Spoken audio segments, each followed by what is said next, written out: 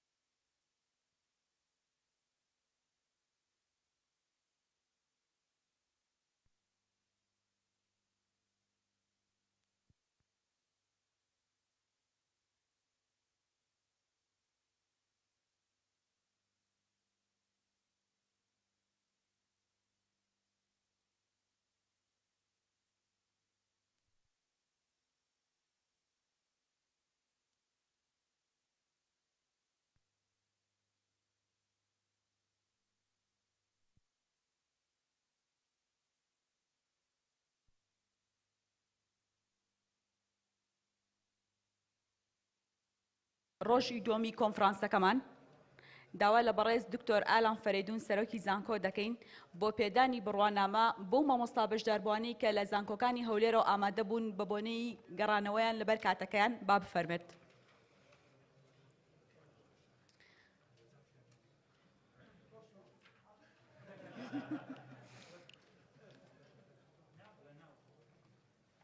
جارێ بێت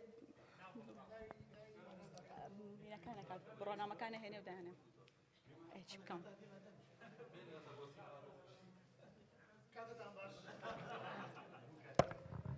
دکتۆر تا بڕوانامەکان نەگاوتێکمان پێشکەش کە بە بۆنەی یادی 121 ساڵی ڕۆژنامەگەری کوردیەوە.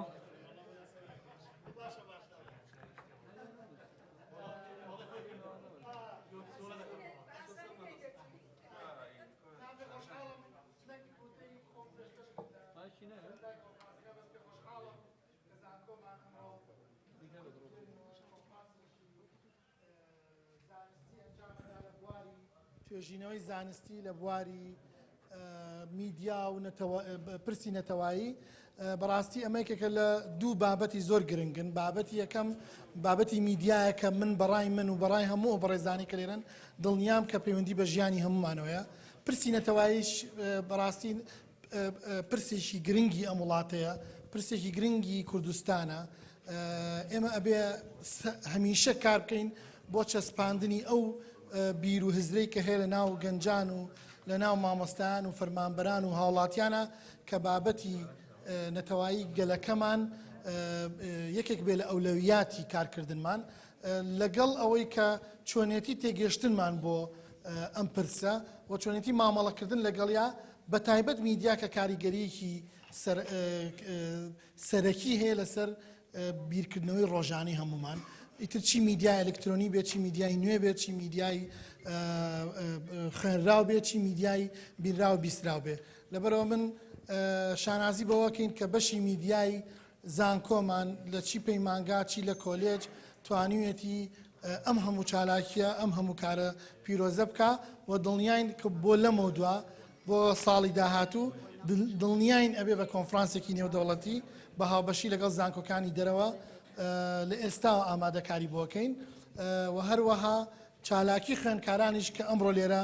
نمایشەکرێ ئەویش بەشێکی گرنگی ئەم کۆنفرانسەیە بۆیە ئەمڕۆ هەموو لێرە کە کۆبوونەتەوە ئەمە تێکەڵبوونی تواناکانی مامۆستاکانە و توێژەران و خوێندکارانە. دووبارە پیرۆزبایی یەکەم لە هەموو ئەوانەی کە ئەم کۆنفرانسیان ڕێخستووە هیوادارم هەمیشە سەرکەوتوو بن هەمیشە ئەم چالاکیە کە بۆتە مۆرکێکی گرنگی زانکۆکەمان کە ئێمە بەردەوام لە 1/4 هەتا ئەمڕۆ ئێمە هیچ ڕۆژە بەبێ چالاکی نەبووە شانازی بەوەکەین چالاکی من نەم کردووە ئەو خوێنکارانە ئەو خۆبەخشانە ئەو مامۆستایانە ئەو فەرمانبەرانە ئەم چالاکیاناکەن لەبەرە بە ناوی خۆمەوە بە ناوی ئەنجومەنی زانکۆشەوە یەکە بە یەکە سپاسیانەکەم و هیوای سەرکەوتنیان بۆ خوازم.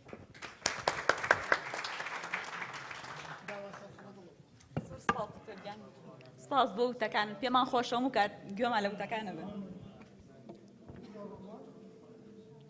بە ئیمزای کات نه دکتۆر ڕێبەر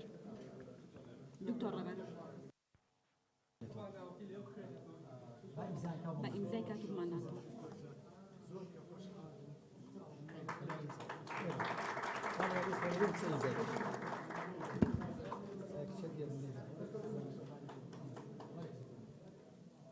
برئيس دكتور صادق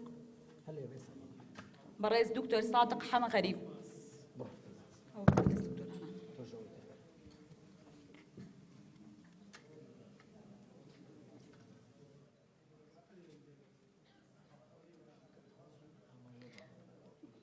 برئيس دكتور بهات حسيب قرداخي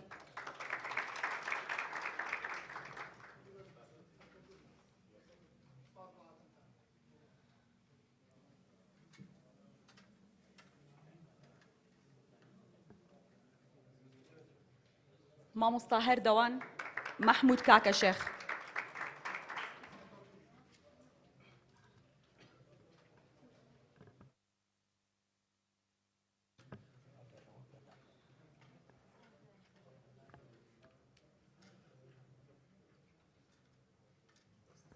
ببورن لەبەرەوەی میوانەکانمان نەگەڕێنەوە بۆ هەولێر لەبەرەوە پێشخرا. دەست خۆش دکتۆر زۆر سپاس.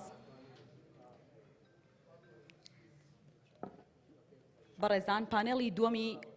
دوانیوەڕۆی ڕۆژی دۆم و کۆتا چالاکیەکانی کۆنفرانسەکەمان دەست پێ دەکا.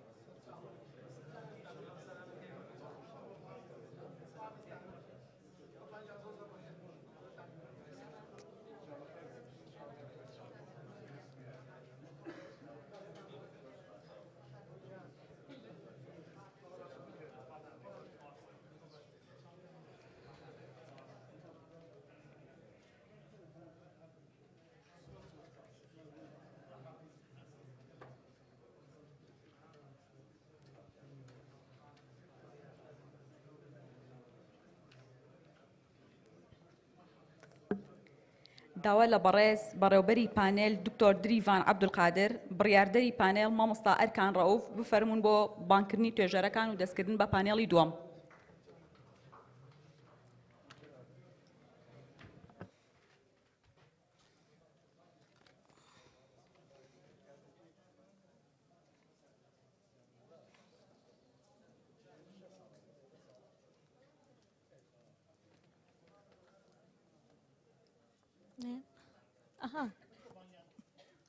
ئەمزانی ئەو هینیەکە جارێکی تر ئامادەبوانی بەڕێز بەخێربێنەوە بۆ پانێڵی کۆتایی کۆنفرانسی بەشی تەکنیکی میدیا کە بە ناونیشانی میدیا و پرسیینەتەوەیە. پانێڵی کۆتایی بریتیە لە دوو توێژینەوە کە یەکەمیان بە ناونیشانی سیاسەتی ڕۆژنامەنووسی ئینگلیز لە عێراقدا بەرامبەر بەگەلی کورد کە لەلایەن پرۆفیسۆری یاریدەدەر دکتۆر بەهادین ئەحمەد و پرۆفیسۆری یاریدەدەر دکتۆر یەحیا عومەر فەتاح ئامادەکراوە و پێشکەشەکرێ و توێژینەوەی دووهەم ڕۆڵی تۆڕە کۆمەڵایەتیەکان لە ئاسایشی کۆمەڵایەتی لای هاوڵاتیانی شاری سلێمانی لەلایەن مامۆستا کاروان عەبدوڵڵا محەممەد و مامۆستا هەرمن شێرکۆ نەسرەدین ئامادەکراوە تکایە با توێژەران بفەرمونون بۆ پێشکەشکردنی بابەتەکەیان.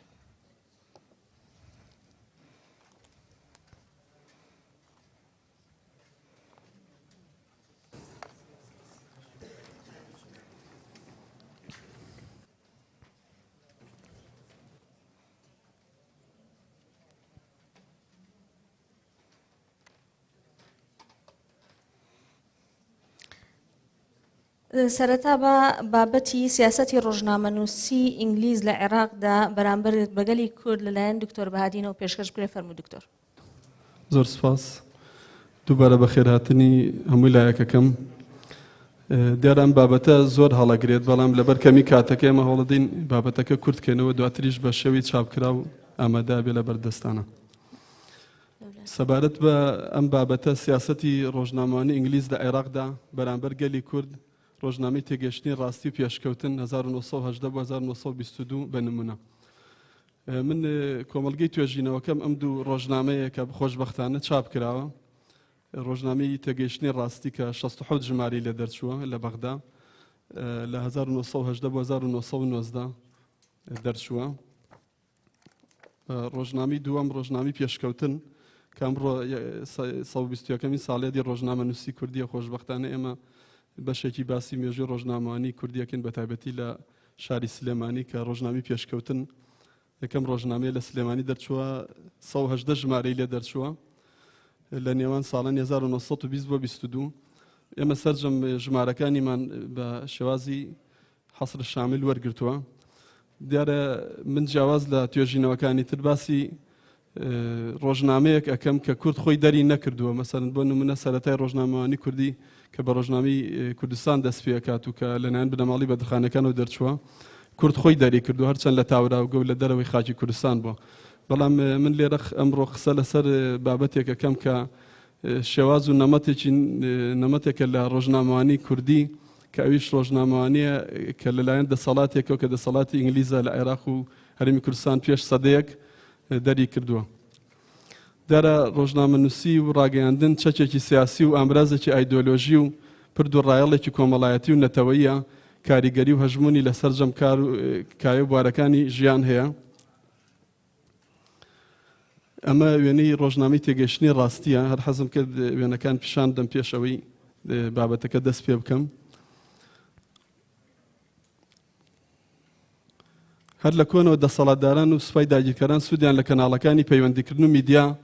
وەرگرتووە ڕۆژنامە، گۆڤار،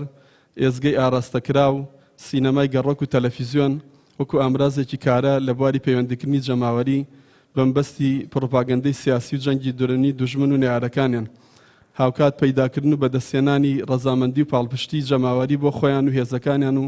سەپاندنی هەژمون و دەسەڵاتیان بەسەر ئەو وڵات و هەرێم و هەرێمە کۆلۆنیالیانی کە داگیران کردووە ئەو شار و ناوچانی کە لەژێر دەسەڵات و فەرمانڕەوایەتیان هەبوون. لەمڕۆ دەسەڵاتدارانی سوپای ئینگلیز و حاکمە سەربازیەکانن بە تایبەتی مێجەرسۆن لە ماوەی مانەوەی لە عێراق و هەرێمی کوردستانی باشوور بە تایبەتی ناوچەی سلێمانی لە دوای تەواوبوونی جەنگی یەکەمی جیهان دروست کە 1914 بۆ 18 خایاندووە بۆ سەرنجڕاکێشان و خۆلێنگ نزیکردنەوە و بەدەستێنانی پشتیوانی و ڕەزامەندی گەلانی ژەردەسەڵاتی ئیمپراتۆریەتی عوسمانی بە تایبەتی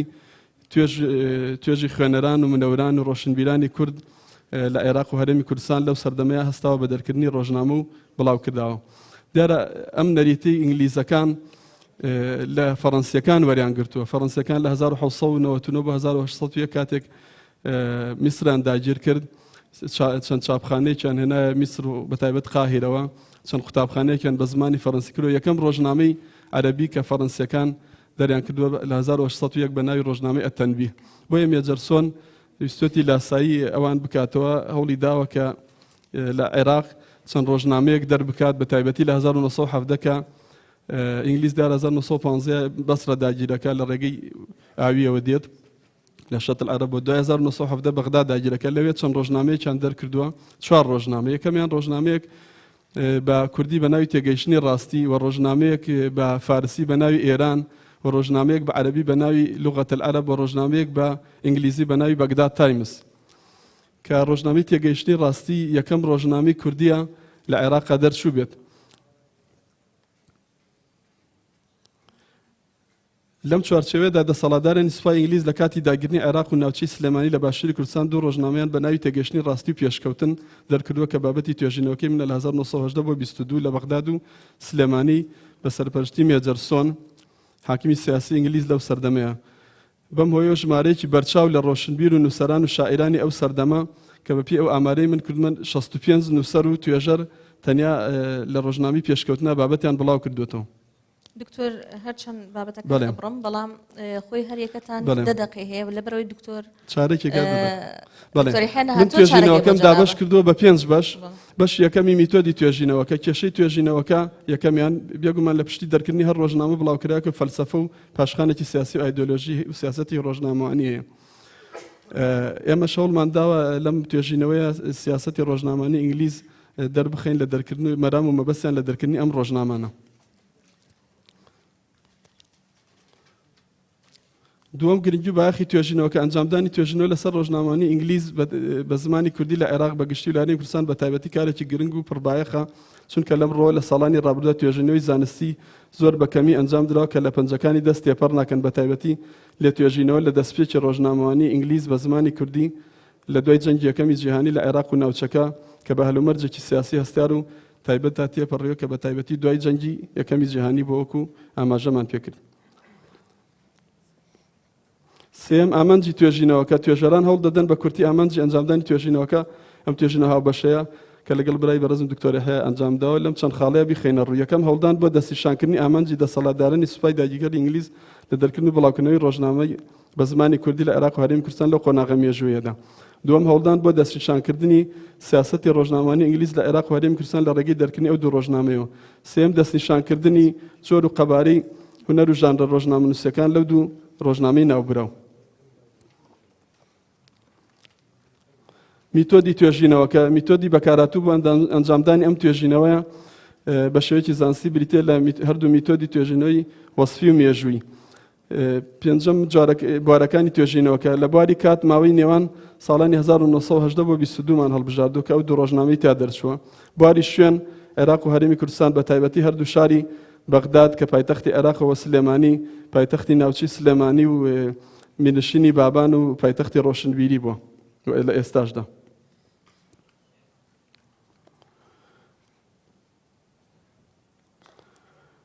کۆمەڵگەی توێژینەوە و سامپڵەکانی وەکو ئاماژەم بێدا بریتێ لە هەردوو ڕۆژنامەی تێگەیشتنی ڕاستی کە لە 1970 بۆ 19 لە بەغداد دەرچووە سەرجەم ژمارەکانی مانوەرگرتووە 67 ژمارەیە. هەروەها ڕۆژنامەی پێشکەوتن کە لە نێوان ساڵانی 1920 بۆ 22 دەرچووە لە سلێمانی سەرجەم 180 ژمارەیە. سەرجەم هەموو ژمارەکانی مانوەرگرتووە وەکو سامپڵی و کۆمەڵگەی توێژینەوە و سامپڵەکانی بە شێوازی حەسر شامل. چەمک و پێناسەکان ئەوە نەزم لەبێر کەمی کات لەوانەیە نەتوانم بیخوێنمەوە. پێناسی سیاسەت ڕۆژنامەنووسی سیاسەتی ڕۆژنامەوانی ژانرە ڕۆژنامەنووسیەکان ناساندنی ڕۆژنامەی تێگەیشتنی ڕاستی هەر لە دروشمی ڕۆژنامەکەی وەکو پیشانمدان دروشمێکە لە پروپاگەندەی سیاسی نووسرا ڕۆژنامەیەکی سیاسی ئیجتیماعیە خادمی یەکبوون و سەربەستی کوردانە. ئەم ڕۆژنامەی هەفتانە بووە تا هەفتەی یەک جار دەرچووە بە زۆری ڕۆژانی دووشەمان بە ڕۆکیپێکی لە کاتی خۆیان دەرچووە. یەکەم ژمارەی لە یەکێک 1970 دوا ژمارەی کە ژمارە 67 لە 27 کانونی 1990 هەرچەندە ئەم ڕۆژنامەی ناوی سەرنووسەر و نووسەرانی بەسەرە نێ بەڵام بە زۆربەی سەرچاوەکان کە من زیاتر لە 30 سەرچاوان بەکارهێناوە. لەوە مەسەلەن ئەو کتێبەی دکتۆر کەمال مەزهەر تێگەیشتنی ڕاستی شوێنی لە ڕۆژنامەوانی کوردیدا و کتێبەکانی بەدەم ڕێگاوە گوڵچنین و کتێبەکانی تر زۆر هەیە لەو بابەتانە کە من لێرە کات نییە باسیکەم. زۆربەی سەرچاوەکان ئاماژە بەوە ئەدەن کە مێجەرسۆن خۆی ئەم ڕۆژنامەی دەرکردووە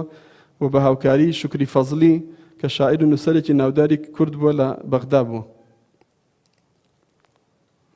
لە ڕووی ڕوخسارەوە ئەم ڕۆژنامەیە بە دوو لاپەڕە دەرچووە هەندێک جار بە 4 لاپەڕە پیاوانە و قەبارەکەی 16 بە 22 سانتیم بووە. بە زۆری لە ڕووی ڕوخسارەوە 2 بۆ 3 کۆڵۆم بووە. ئەمانە کاتەکە بەڕاستی ئەوە نییە زۆر باسیکەم بەڵام بێنە سەر ئامانج و سیاسەتی ڕۆژنامەوانی دەرچوونی ئەم ڕۆژنامەی بە مەبەست و ئامانجێک بۆ سەبارەت بە سیاسەتی ڕۆژنامەوانی لە ڕۆژنامی تێگەشتنی ڕاستی و ئامانج لە دەرکردنی ڕۆژنامەکە لە ژێر هەموو نیشانەکەیە ئەوەی کەوتم نووسراوە ڕۆژنامەیەکی سیاسی و ئیجتیماعیە خادمی یەکبوون و سەربەستی کوردانە کە ئەمە زیاتر دروشمێکی ئەوە بووە وەکو پڕۆپاگەندەیەکی سیاسی نەک ڕاستەقینە بەڕوونی ئامانج لە دەرکردنی ڕۆژنامەی ناوبراو و مەبەستی سیاسی لە پشتی دەرچوونی بۆ خوێنەران توێژەران ڕوو دەکاتەوە هەروەک لە ژمارەیەکە ڕۆژنامەی تێگەشتنی ڕاستی بەناونی نیشانی مەسلەک سەروتارەکەی ئەڵێ تێگەشتنی ڕاستی خدمەتی یەکبوون و سەربەستی و سەرکەوتنی کوردانەکە ئەمڕۆ هەموو ئەقوامی عالەم خەریکی بەجێهێنانی ئەم ئومێدە مبارەکەن و گەلێکیان لە پاش کۆشی پیاوانەیە پێی گەیشتون بەڕای دکتۆر کەمال مەسەر ئەڵێ ئامانج لە دەرکردنی ئەم ڕۆژنامەیە ڕاکێشانی هەستی گەلانی ناو ئیمپراتۆرەتی عوسمانی بۆ بەلای ئینگلیز و پێویستی بەدناوکردنی یەکجاری عوسمانیەکان بۆ بۆیە هەردوو ڕۆژنامەی تێگەشتن و ڕاستی و ئەلعەرەب لەمەدا درێغیان نەکرد یاخود نەوشیران مستەفا لە بەدەم ڕێگا و گڵچینە بە ناونیشانی ئینگلیز و ڕۆژنامەی کوردیە باسی ئەوە کات کە دامەزانی مەکینەیەکی پڕۆپاگەندەی جەنگی گەورە و فرەزمان و فرەڕەهەندی سایکۆلۆژی و میدیایی فەرهەنگی بووە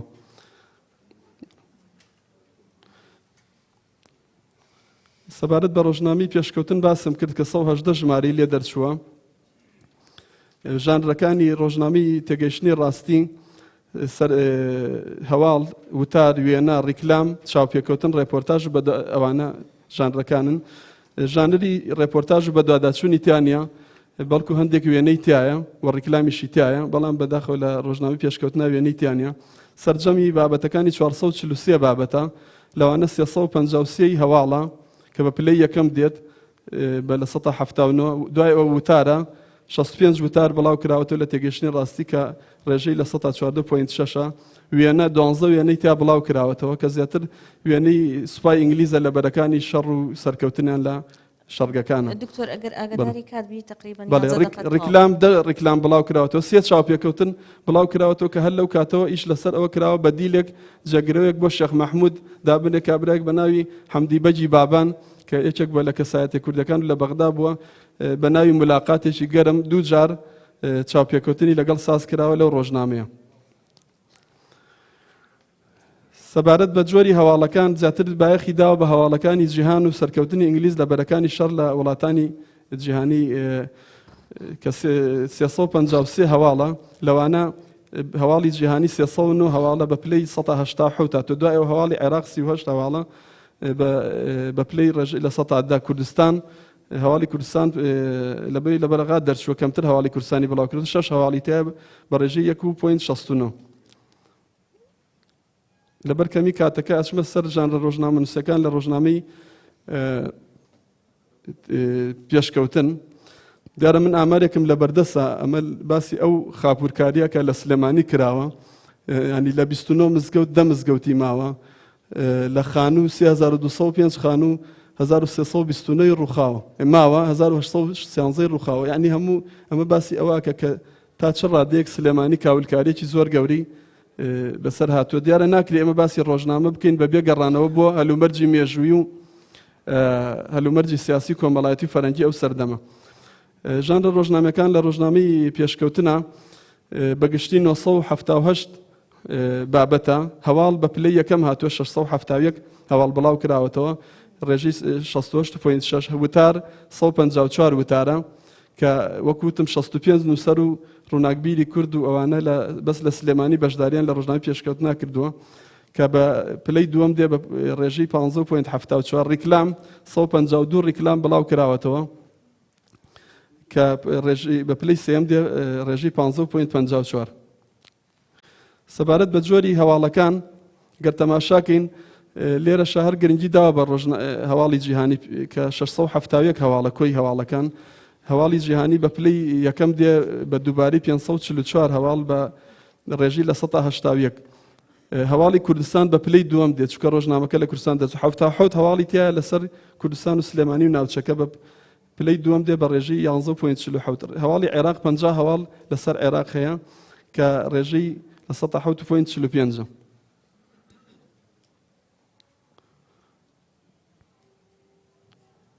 جۆرەکانی وتار 154 وتار بەڵاو کراوەوە لە ڕۆژنامەی پێشکەوتنە. یەکەمیان وتاری پەروەردەیە کە زیاتر لەلایەن نووسەرانی کوردەوە نووسراوە لە سلێمانی 43 وتارە لە 127.92. دوایەوە هەواڵی وتاری سیاسی بە پلەی دووەم دێت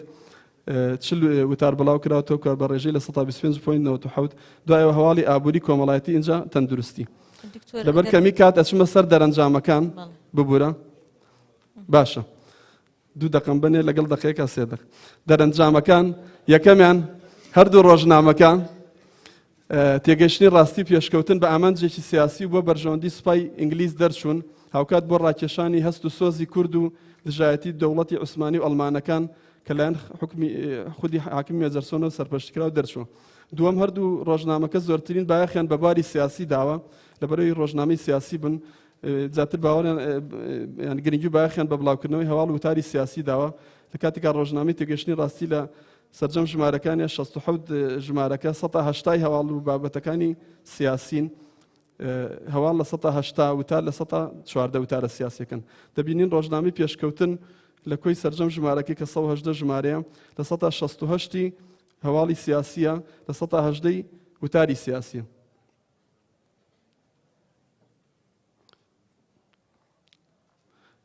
سێم لە کاتێکا ڕیزبەندی بایەخدانی ڕۆژنامەی تێگەشتنە ڕاستی بەم شێوەیە بۆ هەواڵی جیهان وەکو باسم کە 187 پاشان عێراق 111 لە کۆتاییە کوردستان بە 102. بەڵام لە ڕۆژنامەی پێشکەوتنە هەواڵی جیهان بە پلەی یەکەم دێ بەڵام دوای ئەوە هەواڵەکانی کوردستانە و دوای ئەوە هەواڵی عێراقە 107. زۆربەی ژانرە ڕۆژنامەیەکان لە هەردوو ڕۆژنامەی تێگەشتنی ڕاستی پێشکەوتن بەکارهێنراوە بەڵام لە ڕۆژنامەی تێگەشتنی ڕاستی وێنەی تایە لە ڕۆژنامەی پێشکەوتن وێنەی تێدا نییە. دکتۆریان بەڵێ دقەیەکی ئیزافی سەرچاوی هەواڵەکانی زیاتر ڕۆژنامە ئاژانسی ڕۆیتەر بووە یاخود لە هەندێک هەواڵە نووسراوە مخبیری ڕۆژنامە هەواڵدەری ناوخۆیە جیهانی. بە کورتەکەی دەسەڵاتداری ئینگلیز دەویست لە ڕێگەی دەرکردنی ڕۆژنامی پێشکەوتن تێگەشتنی ڕاستیەوە ناوچەی سلێمانی ئارام بکاتەوە ڕای گشتی دانیشتوانی بەلای خۆیدا ڕابکێشە وە زیمینەیەک خۆش بکە بۆ بەستنەوەی هەرێمی کوردستان لە ڕووی سیاسی کارگەڕەوە بە بەغدادی پایتەختی عێراقەوە و هەروەها بیکاتە مینبەرێ بۆ دژایەتی حکوومەتی شێخ مەحموود و پشتیوانەکانی وەرزەمینەیەک خۆش بکە بۆ هاتنی شا فەیسەڵی کوڕی حوسێن بۆ ئەوەی تاجی لەسەر بنرێ و بکرێتە مەلیکی عێراق. زۆر سپاس بۆ ئێوەش. دەستخۆشی لە دکتۆر بەهادین و دکتۆر یحیە ئەکەین. سپاس. ئەگەر هەر پرسیارێکتان هەبوو دواتر لای خۆتان بینووسن بۆ دوای توێژینەی دووەم. مامۆستا کەروان عەبدوڵڵا و مامۆستا هەرمن فەرموون بە پێشکەشکردنی بابەتەکەتان. تا ئەوان ئامادە بن ئێوارتان باش بڕێزن لە ڕاستیە بەکارهێنانین تۆڕە کۆمەڵایەتەکان ڕۆژ لە ڕۆژ ئێستا لە زیادبوونان بەکارهێنانی تۆڕە کۆمەڵایەتەکانە بۆ خۆتان نەزان کۆمەڵێک گرفت هاتوۆتە پێشەوە دیوی ئیجابی لەگەڵ دیوی سلبیە. ئەم بابەتە بابەتی توێژینەوەی بۆ بە بابەتی توێژینەوەی جیهانی ئێستا لە هەموو دنیا قسە لەسەرمەکرێت چ تەئسیراتێک چ کاریگەریکیان لەسەر کۆمەڵگا دروستکرێت چی جانبی سیاسی چیان بە کۆمەڵایەتەکەی و لە هەندێک شوێن ئەسڵەن ئێستا بۆ بە گرفتێکی تەواو توێژینەوە لەم بوارە بەڕاستی جێگەی ئەوەیە کە ئیتر زانکۆکانی ئێمە خەریکی توێژینەوە بین لەم بوارانەکە بتان بمانوێ نەمانەوە ڕۆژانە هەممان بەرکەوتنمانێ لەگەڵ تۆڕە کۆمەڵایەتەکان خۆشبەختانە هەرێکە لە بەڕێزان مامۆستا کاروان عەبدوڵڵا لەگەڵ مامۆستا هەرمن توێژینەوەیکیان ئامادە کردووە تایبەت لەسەر بەناونیشانی ڕۆڵی تۆڕە کۆمەڵایەتیەکان لە ئاسایشی کۆمەڵایەتی لای هاوڵاتیانی هەرێمی کوردستان سلێمانی. دووبارە داوایان لێ یەکەین کە دەستکەم بە پێشکەشکردنی بابەتەکەیان و ئەبێ بە دوایەمین بابەتی ئەم کۆنفرانسە 15 دقیقەیان لە بەردەستە هیواداریم توان لەو کاتەیە پێشکەشمان. لێرە ڕۆڵی تۆڕە کۆمەڵایەتەکان نووسراوە لە ئاسایشی کۆمەڵایەتی لە هاوڵاتیانی ژاری سلێمانی بەرقەرارەکە نەنووسراوە لێرە لە هەڵی تەبعات دیارە لەبیر کراوە. سڵاوتان لێبێت بەخێر بێن خۆشحاڵم کە لەم کۆنفرانسە زانستی زانکۆمان کە یەکەم کۆنفرانسی زانستی لەسەر میدیا کراوە بەشداریم کردووە. پیرۆزبایی ساڵیادی 121 ساڵی ڕۆژنامەگەری کوردی لە سەرجەم ڕۆژنامە نووسان و میدیاکارانەکەم. حەزەکەم شتێکیش بڵێم لە کۆی ئەو توێژینەوانەی لە کۆی 14 توێژینەوە 20 توێژەر پێم وابێت یەکەم خانمم تاکە خانمم توانیمە بەشداری بکەم لەم کۆنفرانسەیە حەزمە کرد هاوڕەکانی کەشم بەشدار بوونایە بەڵام شانازی بەواکەم کە تاکە خانمم لەم کۆنفرانسە زانستیە بەشداریەکەم. دەستە خۆش بێ. حەسەکەم بە کورتی لەسەر توێژینەوەکەمان قسە بکەین کە بە هاوبەشی لەگەڵ مامۆستا کاروان مامۆستا لە زانکۆی سلێمانی کۆلێژی زانستە مرۆڤایەتیەکان بەشی ڕاگەاندن ئەنجاممان ناوە. خۆشم لە زانکۆی پۆلیتەکنیکی سلێمانی پەیمانگای تەکنیکی دوکان سەرۆک بەشی پەیوەندی گشتەکان و بە بازاڕکردنم لە پەیمانگا. ناونیشانی توێژینەوەکەمان ڕۆڵی تۆڕە کۆمەڵایەتیەکانە لە بەرقەراری ئاسایشی کۆمەڵایەتی لای هاوڵاتیانی شاری سلێمانی ناوەندی شاری سلێمانیمان وەرگرتووە بێگومان تۆڕە کۆمەڵایەتیەکان لە ئێستایە و کاریگەری و ڕۆڵی گرنگیان هەیە لەسەر تاک و لەسەر کۆمەلگا و لەسەر ئاستی ناوچەی و جیهان وتوانیوتی گۆڕانکاریێکی فراوانیش دروست بکات هەم لە ڕووی بگۆڕی کۆمەڵایەتی بێنێتە ئاراوە کە پەیوەندیشی کۆمەڵایەتی لە نێوان تاکەکان دروستەکە هەم لەوەیکەوە گۆڕانکاری سیاسی دروست بکە کە پێم وایە لە ڕێگەی تۆڕە کۆمەڵایەتیەکانەوە چەندین بابەت و بوا ڕەخساوەکو دروستکردنی ڕایگشتی لە ئەو بابەتە سیاسیانەی کەوا بۆتە دەنگ و باسی ناو خەڵک لە میدیاکانە ئاڕاستا کرێتوانێت دەنگی ناڕزایی لێ دروست بکرێ خۆپشاندانی لێ دروست کرێ کەمانە دروستکەری ڕایگشتی ئەتوانین بڵێ چەندین کاراکردنەوەی ئەم کۆمەڵانی کە هێستا هەیە کە کۆمەڵی مەدەنیەکانن چەندین ڕێکخرا و پارت پەیدا بوون و دروست بوون و دامەزراون بۆ ئەو کایە سیاسیانە و تا بتوانن بەرگری بکەن لە ئاسایشی کۆمەڵایەتی. کێشەی توێژینەوەکەمان لێرەیە بەکارهێنانی تۆڕە کۆمەڵایەتیەکانە بۆ مەودافراوانی کە ئێستا هەیە تا چەند هاوکاری هەستکردنی هاوڵاتیانە لە بەرقەراری ئاسایشی کۆمەڵایەتی و چەند چەسپێنەری بنەماکانی ئاسایشی کۆمەڵایەتی و چەند ڕۆڵیشی هەبووە لە شێواندنی ئاسایشی کۆمەڵایەتی تۆڕە کۆمەڵایەتیەکان ئایا ئەم ڕۆڵانە کە گێڕاوێتی ڕۆڵی ئەرێنی هەبووە یاخود نەرێنی هەبووە و ئاراستەوی بڵاوکردنەوەی زانیار و پەیامەکانی تۆڕە کۆمەڵایەتیەکان تا چەند لە خزمەت پاراستنی ئاسایشی کۆمەڵایەتی بۆ یاخود بە پێچەوانەوە ئامانجی ئەم توێژینەوەمان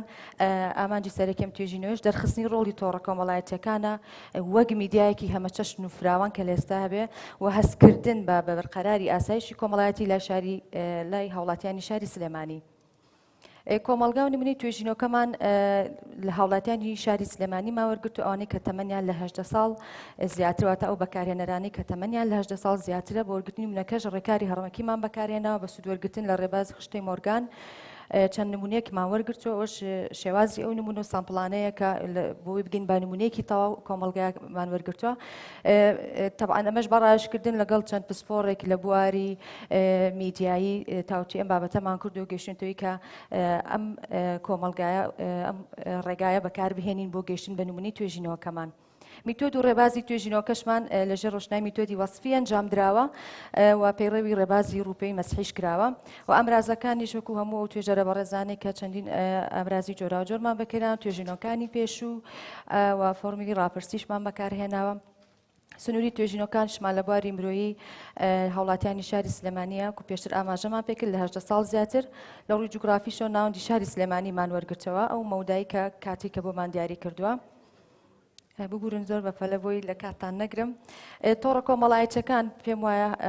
ئەم بابەتانەی کە لایەنە تیۆرەکەی ئاماژەمان پێکردو لە ڕووی پراکتیکیشەوە ئیشمان لەسەر کردو گەیشتنتە کۆمەڵک دەرئەنجام باسی تۆڕە کۆمەڵایەتیەکانمان کردو بە شێوەیەکی گشتی کە توانین لە ڕێگەی تۆڕە کۆمەڵایەتیەکانەوە پەیوەندیەکی باش دروست بکەین هەندێک جاریش بە پێچەوانەوە بەڵام لە نەتیجە ئەتوانین ئێمە لە ڕێگەی تۆڕە کۆمەڵایەتیەکان زانیاری و هەواڵەکان بڵاو بکەینەوە پەیوەندی دروست بێت لە نێوان تاکەکانی کۆمەلگا هەرگی کەس لەو تاکانەش ڕاو بۆ چوونی خوان لەسەر و بابەتانە خەنە ڕووکە بەلایەنەوە گرنگە و میدیا کۆمەڵایەتیەکانش کە لە ڕێگەی تۆڕە کۆمەڵایەتیەکان و پێگە ئەلکترۆنیک کۆمەڵایەتیەکانە بەکارهێنرێت و بە هەمان شێوە زانیاریانی کە بڵاوەکرێتەوە تا چەند کاریگەری هەیە و گەشەکردنی تۆڕە کۆمەڵایەتیەکان مێژوویەکی تایبەت بخۆیە من نامێ زۆر لە کاتان بگرم بەڵام لە تیۆرەکە بە درێژی باسمان کردووە و کاریگەری تۆڕە کۆمەڵایەتیەکانیش لە سەرەتا باسم کرد کە بگۆڕی کۆمەڵایەتی و بگۆڕی سیاسی لێکەوێتەوە حتمما تایبەتمەندەکانی تۆڕە کۆمەڵایەتیەکانیش خۆی لە خۆیان بەکارهێنی کۆمەڵێک تایبەتمەندی هەیە تۆ توانی بگەی بە هەلی بەشداریکردنت پێکە هەلی ئەوەی بۆ دروستەکە کە لەگەڵ کۆمەڵەکانە لەگەڵ گروپەکانە بگیتە پەیوەندی لەگەڵ تاکەکانی تری کۆمەلگایە لە دەرەوە یاخود لە ناوخۆی وڵاتانە بتوانانی ئەو پەیوەندی دروستکەین دیارترین پێکەوە تۆڕە کۆمەڵایەتیەکانیش کە لێرە بەکارمان هێناوە فەیسبوک تویتەر ئینستاگرام یوتیوبمان بەکارهێناوە هەر یەکەو لەژ مێژوو تایبەتمەندی خۆی هەیە و بەکارهێنەری تایبەتی خۆی هەیە کە بە چەند ملیارێک هەژمارە کرێ بە تایبەتی لەناو هەمویانە کە زۆرترین بەکارهێنەری هەبووە فەیسبوک بووە.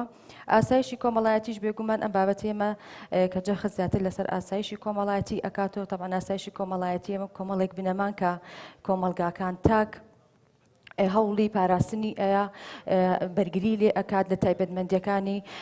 بە تایبەتی کاتێک کە هەست بکاتاک کۆمەلگاکەی لە بەردەم هەڕەشەیە لە بەردەم ترسە شوناسی ئەکەوێتە مەترسیەوە. ئەوە دیدگا جیاوازەکان لە بەرای ئاسایشی کۆمەڵاتی چەندی دیدگای جیاوازی هەیە و ڕۆڵی تۆڕە کۆمەڵایەتەکانیش لە بەرقەراری سیاسی پێم خۆشە بچمە لاینە مەیدانەکەی زیاتر ئەو ڕۆڵە دەرەکەوێت بە پێ ئەو دەرەنجامانی پێگەیشتوین. ئەوانەی کە ئێمە ئەم پرسیارە جەوهەریانی کە ئامادەمان کردووە بۆی بتوانین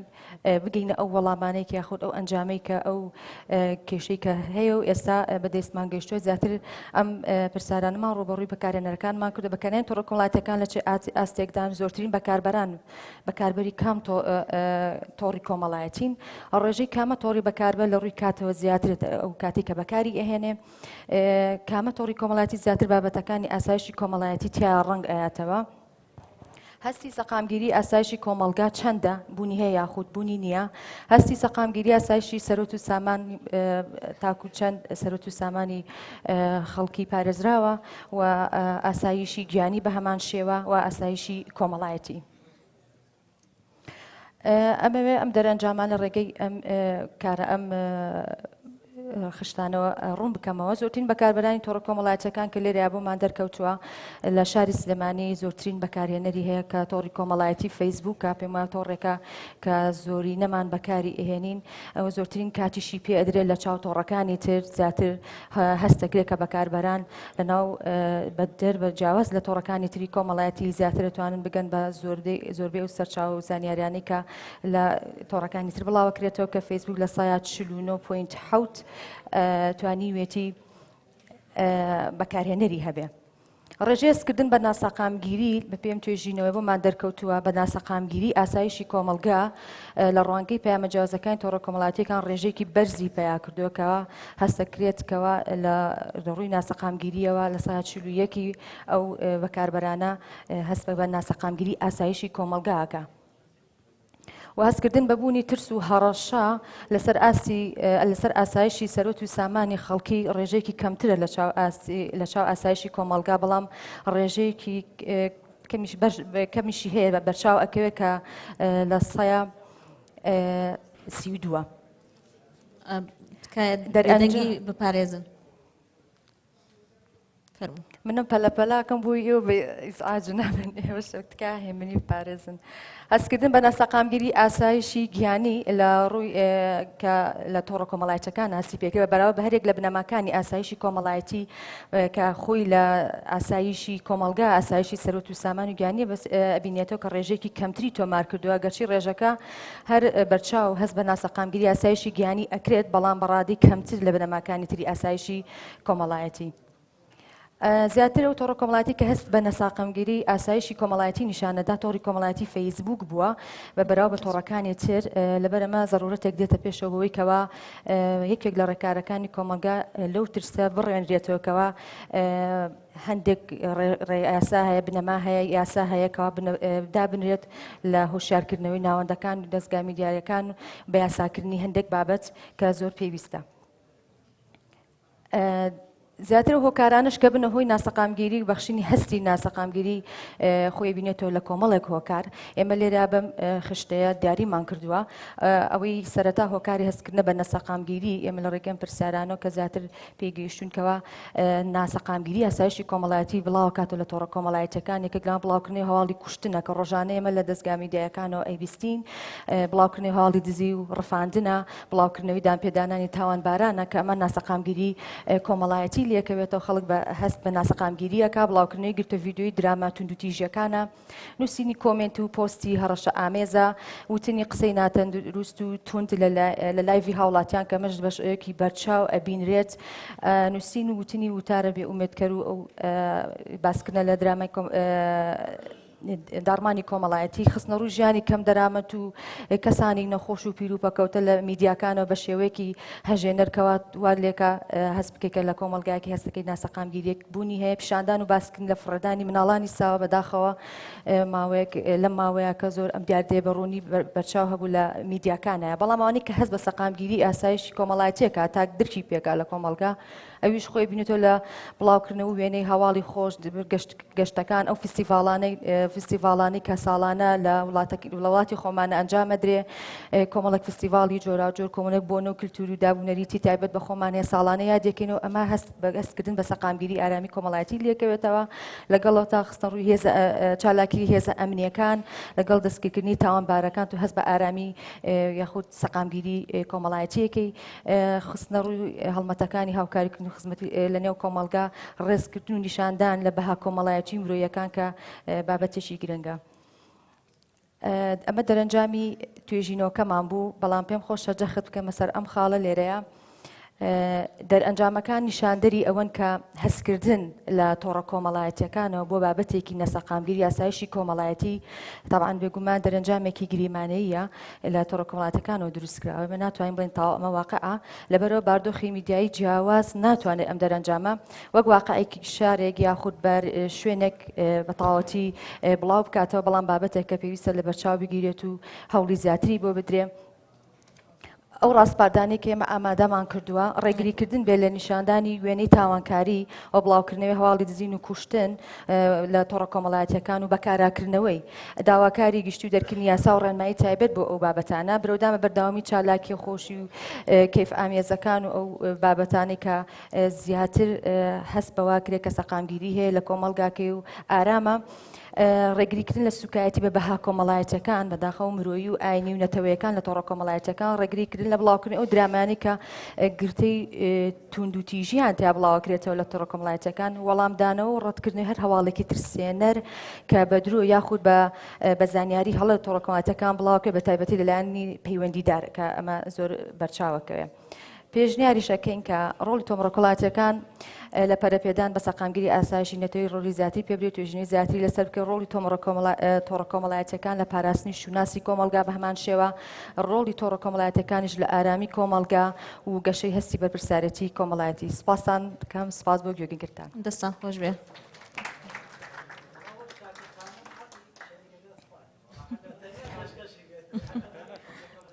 یەکەم خانم بوو ئەوە هەروە وایە بەڵام ئەوەشم نەهێشت. دوو بابەتی گرنگ بوو دەستی هەرسێکتان خۆش بێت و دکتۆر یحیاش هاشان لێرە نییە بابەتێکی مێژویی و بابەتێکی نوێ سەبارەت بە میدیا ئێستا دەرگای پرسیارەکانەکەینەوە ئەر کەسێ پرسیاری هەبێ ئەتوانێت ئاراستی توێژەرەکانی بکات. بەڵێ کاک نیاز فەرموو مایک هەیە؟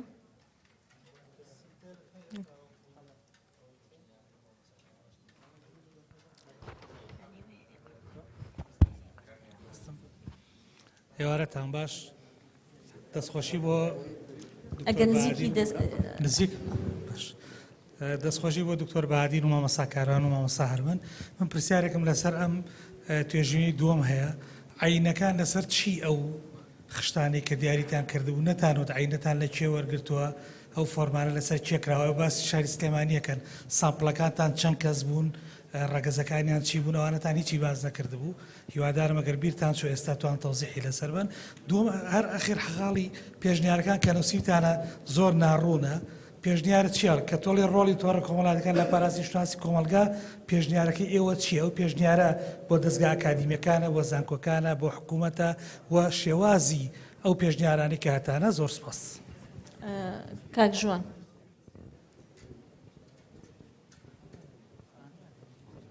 دەستان خۆش بێ بۆ ئەو دوو بابەتە بەڵام من هەندێک تێبینیم هەیە لەسەر ئەم بابەتی ئەخیر کە لەسەر تۆڕی کۆمەڵایەتیە تۆڕی کۆمەڵایەتیە و کاریگەرە سیلڤیانەی کە هەیەی بەڕاستی بە یاسا ناکرێت بەڵکو بە هۆشیارکردنەوە ئەتوانی کاری لەسەر بکەی لەبەرەوەی خۆی ئەمە کۆمپانیای فەیسبوک خۆی ستانداردی خۆی هەیە بۆ بڵاوکردنەوەی وێنە بۆ مشتانە کە ئەگەر تۆ بتوێ بڕێگری بکەی لە وێنە بە ڕیپۆرتکردن نەکرێ ئەوەکرێت دەستگایکی نیشتیمانی وەکوی کە ئێستا لە عێراق دروست بووە ئەم دەستگا نیشتیمانی ئەتوانی سکاڵا بکەیت و ئەویش بە دوواداچوون بکا بۆ ئەوە بەڵام بۆ ناکرێت بۆ نمونە یاسا دەرکە یاخود داواکاری گشتی کاری لەسەر بکە ئەمە ڕەنگە بۆ نمونە بۆ پەیجێکی دەستگایەکی ڕسمی یاخود میدیایکی ڕسمی داواکاری گشتی بتوانێت کاری لەسەر بکە بەڵام بۆ کەسێکی ئاسایی داواکاری گشتی ناتوانێت فریای هەموو ئەم ژمارە ئەکاونتانە یاخود و پەیجانە بکەوێکاندی چەند بێدایک و باوکن بۆیە باشتر وایە بۆ هەر کە توێژینەوە یەک لەسەر ئەم بابەتاکرێ لایەنە هوشیارەکەی لەبەروێ بۆی ببێتە بەشێک لە ئەو دامەزراوانەی کە خێزانە دامەزراوی پەروەردەییە کە هوشیاری بن بۆ تاکانەی ئەو بەکاربەرانی کە تۆڕی کۆمەڵایەتی بەکارێنن تا بتوان بەلایەنە ئیجابیەکە بەکاری بێن وەکو لەلایەن نەرینەکە سوپاس بۆیە دەستخۆش دکتۆر هێرش دەستان خۆش بێت من سەرنجەکەم لەسەر توێژینەوەکەی مامۆستا کاروان و مامۆستا هەرمەن هەبوو ئیشکالێکی مەنهەجی تیا بوو پێش نیار بۆ توێژەری ئایندەیە نەک بۆ جیهەی معنی تەوسیات ڕاستپاردە بۆ جێی معنی وادام ڕاستیکەنەوە دەستان خۆش بێت دەستخۆش دکتۆر کارزان یەک سەرنجم لەسەر باسەکەی دکتۆر بەهادین هەبوو ئەم دوو بڵاوکرەوە هەردووچیان دوو بڵاوگەری پڕۆپاگەندەیی بوون چکە لە دوای جەنگی یەکەمی جیهان قەرار بوو ڕاپرسێ بکرێت لە ویلایەتی مووسڵە ئایا سربەخۆ بن یا بچنە سەر چ وڵاتێک ئینگلیز بۆیە ئەم دوو بڵاوکراوەی دەرکرد بۆ ئەوەی ڕای گشتی کورد بجوڵێنێ لەگەڵ عێراقا بمێنەوە چکە وەختە نەوت لە ویلایەتی بەسڕە دۆزراوەتەوە عەرەب نەوتەکانیان بە ئینگلیزیش لە بەرامبەرەوە کورد ڕازی بکە بێتە سەر عێراق لە دوای ئەوەی کە لە ویلایەتی مووسڵ یاخو شێخ مەحموود ڕاپرسەکە نەکرا شێخ مەحموود دوای ئەوە ویستی ویلایەتی مووسڵ بێتە سەر کوردستانی باکوور ئەحمەد خواجە بوو بوورە ڕەنگە وەکو زانیارێکی معلومات گرنگ بێ ئەحمەد خواجە لە یادداشتەکان لە کاتی ئۆزدەمیر نوێنەری تورکا لەگەڵ شێخ مەحموود کۆبێتەوە شێخ مەحموودی بۆیە منەمێ ویلایەتی مووسڵ بەرمە سەر تورکیا لەبەر ئێمە بێئەمەل بووین لەوەی دەوڵەتمان بۆ دامەزێنن ئێستا دوو اختیارمان لەبەردەمایە یا لەگەڵ عێراقا بین یا لەگەڵ تورکیا بین ئەگەر ئێمە بین لەگەڵ عێراق یەک لەسەر پێنجی دانیشتوان پێگەێنین تەرازوی دانیشتوان بەلای عەرەبا داشکی ئەمان خۆن و واشینە سەر قاڕی ئاسیا بەڵام ئەگەر ئێمە بچین لەگەڵ تورکیا یەک تەرازوی دانیشتوان بەلای کووردا داشکێ ژمارەی کورد لە تورک زیاترە بێ دوو پارچەی گەورەی کوردستانی ئەگەگرێتەوە سێ ئێمە لەگەڵ تورکیا ئەتوانین بین بە دراسی ئەوروپا بۆ ئێمە باشترە بەڵام ئەمەش هەرسەری نەگرت لەبەرەوەی لەو سەروەختەدا شۆڕشەکانی شێخ سەعید و شۆڕشی ئارارە سەرکوت کرا دوجارەوە بوو ویلایەتی مووسڵ هێنەوە سەر عێراق خۆزگە باەخت بە دژە پروپاگەندەش باە چکە لەگەڵەوەی ئەم ڕۆژنامانە پروپاگەندایان بۆ ئینگلیز دەکرد ئاراستەیەکی پێچوانەشە بوو دژی پروپاگەندەی و دوو ڕۆژنامە و زۆر سپاس دەکەم دەستخۆش دکتۆر کارزان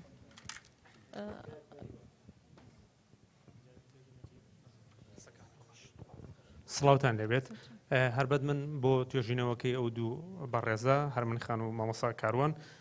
ئەوان وەکو عینە سەر و تەمەنی 18 ساڵیان دەستنیشان کردووە یاخود تەشخیص کردووە بەڵام ئەگەر سێرچێک بکرێت لە ڕوانگەی یاساییەکەوە زۆرترین لادانە کۆمەڵایەتە باڵێن سۆشیال میدیایەکان کەسانی خواردتەمەنی 18 ساڵن بۆیە بە هەندوەرگرتنی کەسانی خواردتەمەنیش پێم وابێ پێگەی باس و بابەتەکەی دەوڵەمەندرە کرد سوپاسدانەکەم دکتۆر کاروان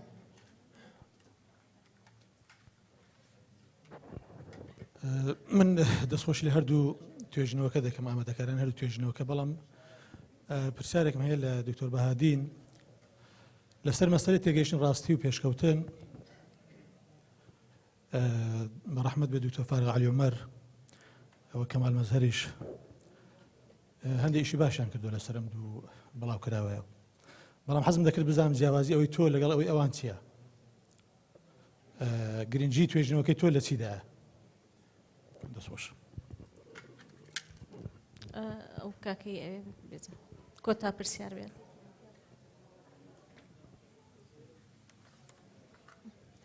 ئەگەر ئەتوانی کەمێک بیتە پێشەوە دەستان خۆش بۆ دکتۆر بەهادین یعنی من ئەگەر ڕوونتر بە منی بگەێنی سیاسەتی ئینگلیز زۆر تەمومژاویە یعنی ئەگەر لە ماوەی 100 ساڵی ڕابردووە سێریکی دەوترێت بەردێک لە دنیای سیاسەت بکەوێتە خوارێ دەستی ئینگلیزی تایە هەر ئەوە شەواکە تا ئەم ڕۆژ ئینگلیز نایە لە کورد لە عێراق و لە ناوچەکانی ترا سەربەخۆ بێ هەتا ئینگلیز بڕیار و بەڕێنی لەسەر نیە ئەوەندەی من لە دنیای زانستی سیاسی تێگەشت بێتم سیاسەتی ئینگلیز بۆ ڕوون و شەفافنی ئەوەندەی تۆ کە باسێکی لەو جۆرە ئەەکەی تەنانەت لەو کاتا لە سەردەمی دەوڵەتەکەی شێمەحمووە ئینگلیز ڕێگریە کالەوەی شێمەحموو بە 4 خاڵ نامەیە بگەێنێتە عوسبەت العومی ئەو کات کە ئێستا نەتەوە یەکگرتوەکانە ڕێگری لەکەن بە سواری ئەسپ و کاروانە ناگاتە عوسبەت وەختێکە کۆبنەوەکە کۆتاییە یعنی سیاسەتی ئینگلیز لە ئێستا بەڕوونی ڕاشکایی پێمان بڵێ بەرامبەر دۆزی کورد چی ئەوەندەی تۆ کە وەک توێژەر و دکتۆرایەک لەو بوارە کارت لەسەر کردووە بۆ مامۆستا کاروانیش منەگەر لێی بپرسم ئایا بەڕاستی تۆڕە کۆمەڵایەتیەکانەوەی کە ئەمڕۆی بینین یعنی تاچی هەرێمی کوردستانی کردووەتە تاچێکی ڕووکەشی هەر ئاواش بەدەم ڕێگاشەوە خەریکە وەک تاچی ئەوروپی مالی ئەوان بۆ دیوی معریفە و پێشکەوتن و زانست بەکارێنین ئێمە بەس بۆ ڕووکەش و بینینی هەواڵەکان وامان لاتووە ئاوا کە بەلای خەتا ڕێی شاشەکە تەکنەلۆژیای هەندەکان ئەوەندە سەریعە شاشەیەک تێپەڕێنی دوایی بە ورد و دریشتی ئەو نووسینانە باوەڕەکەین ئایا تۆ لەو بڕیانیت بە تەواوەتی ڕەگ و ڕیشەی ئاسایشی کۆمەڵایەتی لە بەریەک هەڵوەشانەوە کاکە ژوانوتی بە یاساش چارەسەر ناکرێت پێویستی بە کۆڕ و کۆنفرانس و وشیاری زیاترە بۆی ئەو ئاسایشی کۆمەڵایەتی باش پێیان ئاشتیکەین زۆر دەستخۆش بۆ بەڕێزانی کە پرسیاریان هەبوو فەرمون لە 3 دقیقە وەڵامەکان اختیارم بۆ هات یەکەمیان دکتۆر کارزان باسی پڕۆپاگەندە و دژە پڕۆپاگەندەی من ئەوەی ئەحمەد خواجەم بینیوە بەکاریشم هێناوە لە چیمدی و لە خاڵی شەشەمی دەرەنجامەکان شاگرد لەوانێت ئینتیباهت نەکردوێ خوێنمەوە بەڕوونی کاڵم دەسەڵاتداری ئینگلیز دەویست لە ڕێگەی دەرکردنی ڕۆژنامەی پێشکەوتن تێگەشتنی ڕاستیەوە ناوچەی سلێمانی ئارام بکاتەوە ڕای گشتی دانیشتوانی بەلای خۆیدا ڕابکێشە و زەمینەی بەستنەوەی لە ڕووی سیاسی و کارگێڕیەوە بە بەغدای پایتەختەوە خۆش بکات هەمان ئەو ڕێی جەنابەت و ئەوەی تریشی دژە پڕۆپاگەندەکە ئەو ئەرکی من و جەنابتە لە ئایندەیە توێژینەوەی تر بکەین بە تایبەتی ئێزگەی ئاراستەکراو کە ئینگلیز لە یافا لە ساڵی چلەکان لە شەڕی دووەمی جیهانە دەری کرد سەبارەت بە ئەوەی دکتۆر کاروان عەلی جیاوازی ئەوەی من و دکتۆر کەمال مەزەر و نەوشەڵ مستەفا ئەوانی ترچی ئەوان زیاتر توێژینەوەی مێژوویان کردووە من توێژینەوەی میدیاییم کردووە من هاتووم زیاتر تەحلیلی ژانرەکانم کردووە هەموویم کردووە بە جەداویل و بە میتۆدێکی زانستی دەستخۆش بێت ئەوەی کاکتوانە بابە حاجیش ڕاستی لە پرسیاری ئەخیرەوە دەست پێکەم پێم وابێت دوو پرسیاری کرد سیاسەتی ئینگلیز لە ئێستا بەرامبەر بە کورد شێ بەڕاستیەوە ئیشی مامۆسایانی زانستە سیاسەکان و پەیوەندی نێودەوڵەتیەکانە سیاسەتی ئینگلیز ڕاستە ڕوون نییە بەڵێ منیش هەوڵم داوە لە تەقی ئەو دەرگایە بدەم و کەمێک ئەو سیاسەتە ڕوونکەمەوە بە تایبەتی لە باتی سیاسەتی ئەعلامی زۆر سپاس بۆیەش دەستخۆش دکتۆر بەهادین فەرموو ماڵ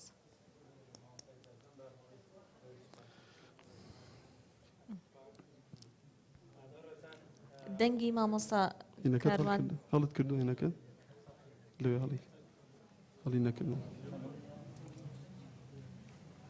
ئەو پرسیارانەی کە بۆ ئێمە هاتبوون یەکێکیان لەبارەی ئاینەی بابەتەکەەوە بۆ نمونەی کە وەرمان گرتووە هەر لە سەرەتاوە ئێمە مانزانی کۆمەڵگەیەکی بەرفراوانمان وەرگرتووە بەڵام بە زەروریشمان نەزانی چونکە ئێمە ناوەندی شارمان وەرگرتووە کۆمەڵگاکەمان هێندە بچوو کردەوە کە لە 18 ساڵ بەرەوسەر بێ جاو ڕێبازی مۆرگان کە بەکارمان هێناوە بە هاوکاری کۆمەڵێک توێژەری بەڕێز کە هاوکاریان کردوین بتوانین نمونەکە وەرگین ڕێبازی مۆرگان و بەڕێزانی کە لەی شارەزان کۆمەڵگاکە لە ئەوڵەوە بچووکەکاتەوە اینجا نمونەکەت بۆ وەرەگرێ بە پێی ئەو بچووکردنەوەی کۆمەلگاکە مەرحەلە مەرحەلە ئەویش بە پێی ڕێژەی ئەو کۆمەلگا بەرفراوانی کە هەتە ئێمە لە دوجارە 375 کەسمان بۆ دەرچوو کە 375 فۆرم دابەش بکەین لە نێو 375 فۆرمەکە 25 کەسی بەکاربەری تۆڕی کۆمەڵایەتی نەبوون لەبەرەوە ئێمە اعتیمادمان لەسەر 350 فۆرمیان کردەوە کە بەکاربەری تۆڕە کۆمەڵایەتەکانن اینجا بۆچی لە سەروی 18 ساڵەوە بەکارمانێنە چونکە ڕاستە خوار تەمەن 18 ساڵ زۆر بەکاربەری تۆڕە کۆمەڵایەتیەکانن بەڵام ئەو هەستەی لای خوار تەمەن 18 ساڵ دروستە بێ هەرچەندە خۆی تۆڕە کۆمەڵایەتیەکان زیاتر گریمانەین لای ئەو زیاتر دەبێ بە گریمانی ینی زۆر هەستێکە جێگەی باوەڕپێکراو نییە بەڵام لە سەروی 18 ساڵەوە لەو دنیا گریمانەیە هەر ئەتوانی گریمانەیەکی باشتر وەربگری لەبەرەوە ئێمە زیاتر تەرکیزمان لەسەرەوە نەکردووە کێشتی دابەزانەوە چی کردووە بەڵکو ئەوەی کە سەیریەکە چەند هەست بە بەرقەراری ئاسایشەکە و چەند هەستی پێناکە ئەمەش لەسەر ئەساسی کاریگەری میدیا بەتایبەت ئەو کاریگەری کە خۆمان بە گلولە ناویە بین لەگەڵ سیرکردنی تۆڕەکە هەواڵێکە بینێ هەستەکە پارەکەی بشارێتەوە باشە بۆی دەستنەی با یا هەستەکە شەو نەچێتە دەرەوە بۆی ئەم حاڵەتەمان لەسەر ئەوە هەڵبژاردووە اینجا ئەوەی دکتۆریارش وتی زۆر تەواوە ئێمە شەروامان کردنەوە پێشنیازەکانمان بۆ توێژەرانە نەبۆ دەوڵەت و بۆ لە بە ئەمە ڕاستپاردەکانمانە ئەمە بۆ لایەنی پەیوەندیدارە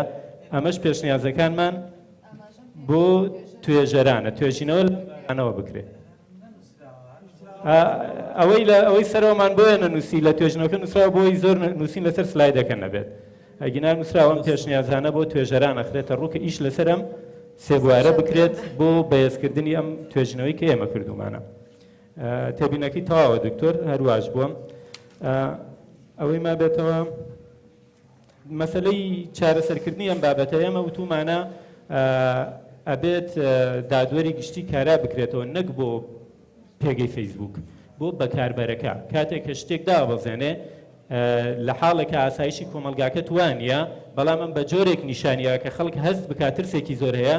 پێویستە دادوەری گشتی لەسەر ئەمان لەو بەکاربەرە بکۆڵێتەوە دادگایی ئەو بکات نەک خودی تۆڕە کۆمەڵاتەکان کە ئێمە زانی ناکرێ حتا خودی شەریکەی فەیسبوک کە ئێمە هەندێک زانیاریمان خستووەتە ڕوو لە بەکاربەر و شێوازەکەی خۆیان پێیان وایە فەیسبوک لە کۆنتترۆلی خۆشیان دەرەچێ چونکە هێندە بەکاربەری زۆرە هێندە سێرفزی بەتوانانیە هێندە توانای کاری لە ناو خودی کۆمپانیەکەیان نییە کە کۆنتترۆل بکرێت لەبەرەوە پێشنیەکێ لە بابەتەکانمانەوە بوو کە ئەکرێ ئەمە بە یاسا ڕێک بخرێ یا دادوەری گشتی یاخود وشیاری بەردەوامی کۆمەڵایەتی بەڕاستی فەیسبوک جیاواز لە ئینستاگرام هەستێکی سەقامگیری خۆشباوی ئەدات زیاتر وەک لە فەیسبوک بەپێی نەتیجەکەی ئێمە فەیسبوک هەستێکی ترسناکیە و زۆربەی ئەو بابەتانش لە فەیسبوک بڵاوێتەوە تەرکیز لەسەرەوەکەنەوە کە حاڵەتێکی ناسەقامگیر هەیە دوجار تەکید لەسەرەوەکەمەوە ئێمە باس لە هەستکردن بە حاڵەتەکەکەین نەک واقعەتی حاڵەتەکە چونکە بارودۆخی میدیایی لای ئێمە ئێستا واقعەت تەغیر پێەکە ئەگۆڕێ ئەگەر بە ڕێزانی لیژنەی زانستیش ڕێمان بدەن پێشنیارەکەین کە وشەی هەستکردن لە ناونیشانەکەمانە زیادکەین بۆەوەی تەرکیزی توێژینەوەکەمان زیاتر بێت لەسەر بابەتەکە زۆر سپاس دەستان خۆش بێ بەڕێزان ئەمەی کە پێشش کرا دوایەمین توێژینەوەکان بوون کە لە کۆنفراسی پرسی میدیای کوردی و پرسی نەتەوەی کە لە ماوەی 2 ڕۆژی ڕابردووە بەردەوام بۆ لە ئوتێل تایتانیک هەر بۆ بیرخستنەوەی بەڕێستان لە ماوەی 2 ڕۆژی ڕابردوو 14 توێژینەوە لێرە پێشش کراوە لەگەڵ 21 توێژەر کە بەشداریان کردووە لەگەڵ 2 فیلمی دیکۆمنتاری لەسەر کوردانی ئێزیدی لەگەڵ چالاکی خوێندکاران کە خۆی بینیوە لە پێشەنگایەکی فۆتۆگرافی سپاسی ئامادەبوونتانەکەین دەستخۆتان خۆش بێت لێرە بەم شێوە دێنە کۆتایی کۆنفرانسەکە ئەوەی کەمێنێتەوە دابشکردنی و خەڵاتانیان ئەو بڕوانامانەی کە لەلایەن زانکۆ پێشەش کراوە بڵێ فیلمێک بەڵێ دیارە فیلمێکشمان ماوە هەر لەسەر کوردی ئێزیدی ئەوە پێشەشەکەین و تر کۆتایی پێێنی سپاس بۆ ئەم دەست خۆش مامۆستا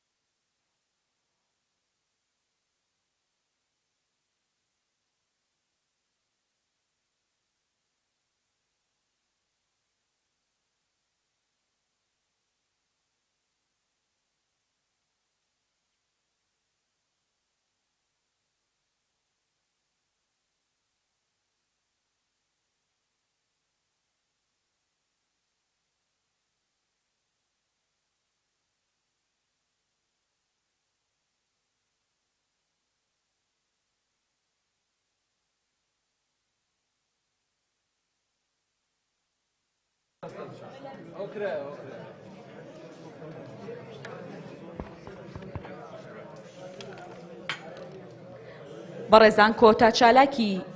کۆنفرانسەکەمان یەک ئەڵقە فیلمی دۆکۆمتاریە لەلایەن دکتۆر سەمەدەوە ئامادە کراوە با فەرمێت بۆ پێشکەشکردنی فیلمەکەی.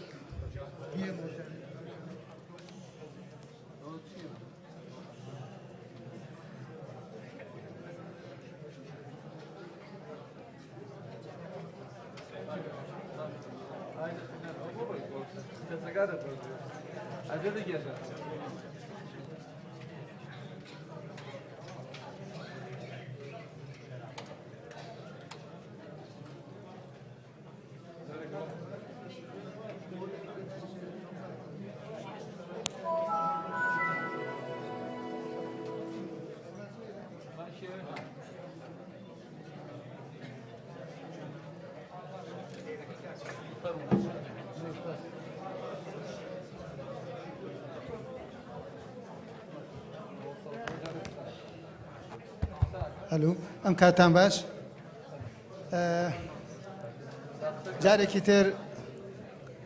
گەڕاینەوە بۆ لای بەڕێستان بۆ پێشکەشکردنی ئەم زنجیرەیە. ڕاستەکەی من ئەمە یەک تێبینێک بە هاوڕێیان بێم ئەڵێن 14 توێژینەوە پێشکەش کرا باسی فیلمە دۆکۆمنتەرەکان ناکەن. فیلمە دۆکۆمنتەرەکانش توێژینەوەن جا پێڵێن بە ئینگلیزی پێڵێن ئینفۆگرافیک فیلم ستەدی. اینجا بۆیە ئەمانە شەر توێژینەوەن. تعدیلێکە بۆ ئەو قسانە.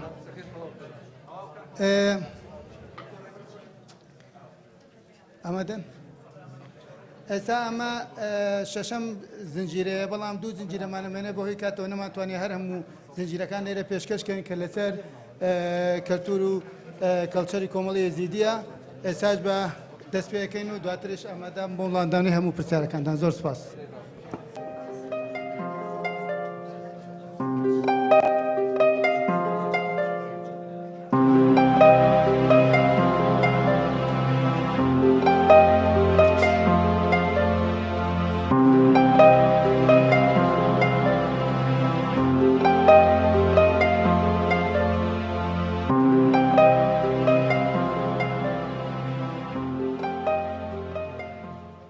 مەزاری شێخ شەمس یەکێک لە مەزارە پیرۆزەکانی کۆمەڵی ئێزیدیە. هەمیشە زیارەتکەرانی ئەم مەزارە بۆ نزا و پاڕانەوە دێن بۆ ئێرە بۆ بڵاوکردنەوەی ئاشتی لە تەواوی دنیا و پاراستنی مرۆڤایەتی لە بەڵاو کێشەی گەورە. ئەم مجێورە شێشمسن البەر شێشمس الگرێپانێ الگوندێ گرێپانێ ئەم هەڕۆژ وێ دەرکێنە خەڵکێ مەتێت گوتی ملەتێ مە ئێزدی ئەمە هەموو دیناتێ نەوێ دەرکێ خۆ هاوینە بەر شێشمس طالبا ڕستقی بخۆتکردنە ئێکی نساخ بێت بچووکەگی ئێکی نساخ بێت ئێکی بێت داخوازا ڕستقی بخۆکردنەی زەوجی بێت یعنی ملەتێ مەگەلێتێن طالبا بخۆ هەموو ڕستقاتکردن یعنی بۆ مشکلە کابت بخۆ داخوازتکردن مشکلیان شوان بە دوورکەوێن ئێکی بێت زەوجت بێتە داخوازا خۆتکردە لێرێ يعني رزقي فبيت أفتش توصل حمو ملتي ما تنفذ ذلك داخواست كنا البرشة شمس وشيء شمس مفرق ميري إزديا هر بشر صبي كازو خدان إجا خاصة ملتي إزدي شيء جنبت شيء زلامت بتشوف بد هنجي إفهامه بتش خوفام بك الصبي كازو بري أم بيجن نورا شيء شمس روش در كفت روش هلات وقت يوم شاف روش در كفت صبي كازو راد بنا رزق خود خوازنا شيء شمس بجنا يا شيء شمس تو رزقي ما بدي رزقي هفتي دوم لا تابدي إيه ماشي بدي أبد دعاء صبيكي أختي بخو داخواز كن داخواز رزقي خود كن الشيء شمس عم بجنا نورا شيء شمس وبشتينجي شيء عالم تتفيري يعني ملتي ما إزدي وقلتي نهم ملتي زبتنيشش حمد ديناتي نفيريا هالروش كاري مال فيدر كي أبي عمل فيدر كي ترونشتينا بيرامير بيراجين زاروك قيتشك جهيل حمو تنفي دركيا جار دعوات تنفي دركيا بوك خوتينا برشة شمس زيارتي تكنا الفيري والفيدر كي دعوات أخذ كنا وشنا مالي خو الفيريش أو شيء تنا طلبا رزق خود كنا وبجنا دعوات عم بخير وخوشي هريت وشو مشكلة بو ما تشينا بن تنفي دركي برشة شمس و مزار شيشمس الفي منطقة حمي بس أف مزار جهل فيري هي إيش كيد منطقة فتين تنبر شيشم الفي دركي طلبا رزقي خود كنا وبخود دعايات كنا الفر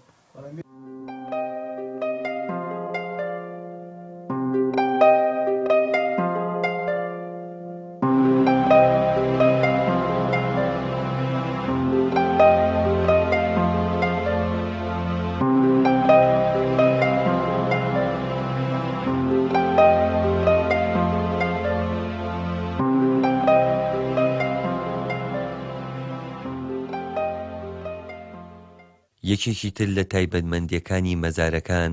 بریتیە لە بوونی پەیوەندی نێوان سرود و موزیک و مەزارەکان لە ئایینی ئێزیدی.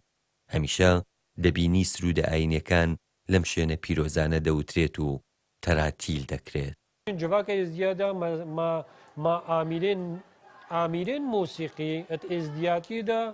چارچۆڤە ئامیران وەکو مەسەلەگە فەنی هۆنەری دەرکەتنە بەرەب چۆنێت چارچۆڤەیە پیرۆزیە دەژبەر چێ چونکو ڕێوڕسمێن دینی و عادات و تەقالیدا دەتێنە ئەنجامدانە. ئێزدیاتیدا ما دوو جۆرێن ئامیرە هەنا ئامیرێن یەن مۆزیکیên یەن دیار و بەرچاف و یەن ئەفسانەی و نەل بەرچاف یەن نەل بەرچاف ئامیرەکە بژنێ ئەغلەر تێکستên dînî de diyar bite bes no amîre nîne tekiste de diyar bite ew tekistê berî bijin 900 salî 1000 salî li vê deverê hatine vehûnan. Yê dinê li berçav û rojane em dibînin tambûra yan jî em dibijne saz û def û şibab. Sazê wextê êzidî tambûrvanê êzidî sazê lê de divêt ewlî ziyaretî bit û me tekistek heye em dibijne şazê êzî li destpêkê ewî tekistî lê dit ew ê mûsîqê جنوبا تشتت نافا بجن بيتا دا وانجي سترانين عادي دفو شباب او زيادترت بيروزن وبهرا بترجي الريورسمن اوليدا ابكارتنا نخاس مجي او ريورسمن پرزگاه لالشتنا انجام دان بتريا اوان ريورسمن لالشتنا انجام دان دفو شباب القلتنا انجام دانا وقلق جارجين بينا يعني اف اميرين موسيقي وافي آواز آن کو امش آواز آن را مزاره بگی تایبت ها امد بجنه کبری او کبریان او وان تکستین دینی و وان آمیراتنا جنین و لخستن يعني جلك باندورل درون كسن ازديد كتا نخاس مجي اوين باوردار و ایماندار جلك جرا درورس مادم مديتي يعني برفان كبريار برفان آوازدارا کسانی ازدی یعنی بی حمدوان گریانه هسترش چاوان هنده خواریا اوا اوه گرینگی و ربطات نافبرا آمیرین موسیقی وک مثلا روحانی و کسین ازدی ده هیا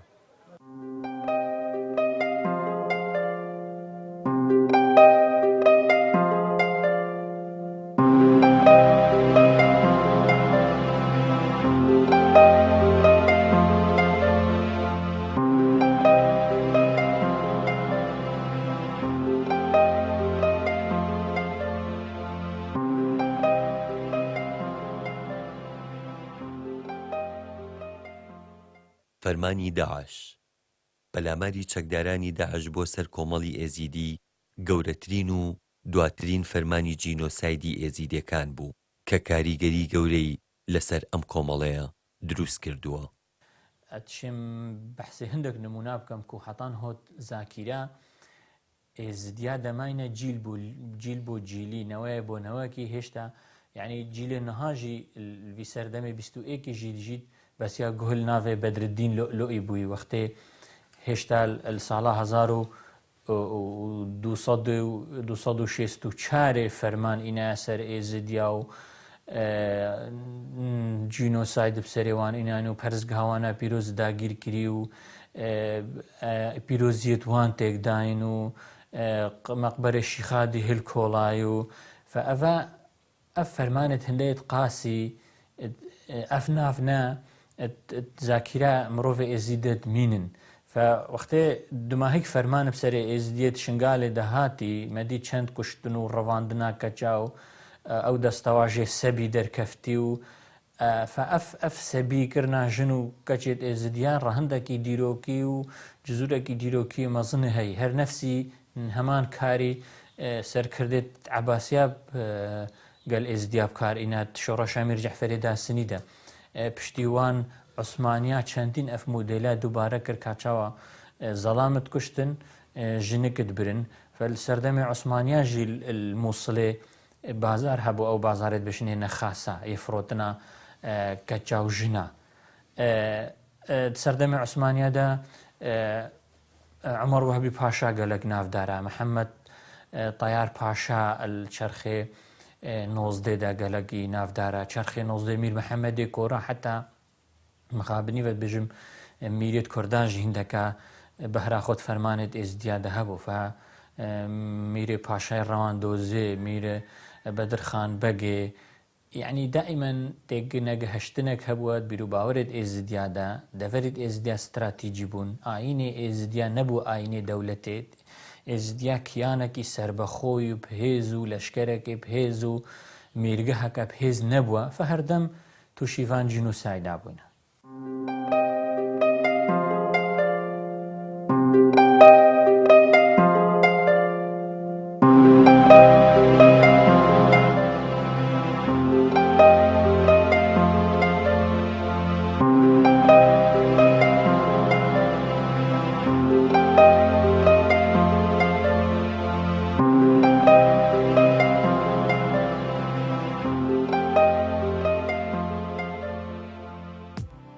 گەلک جارە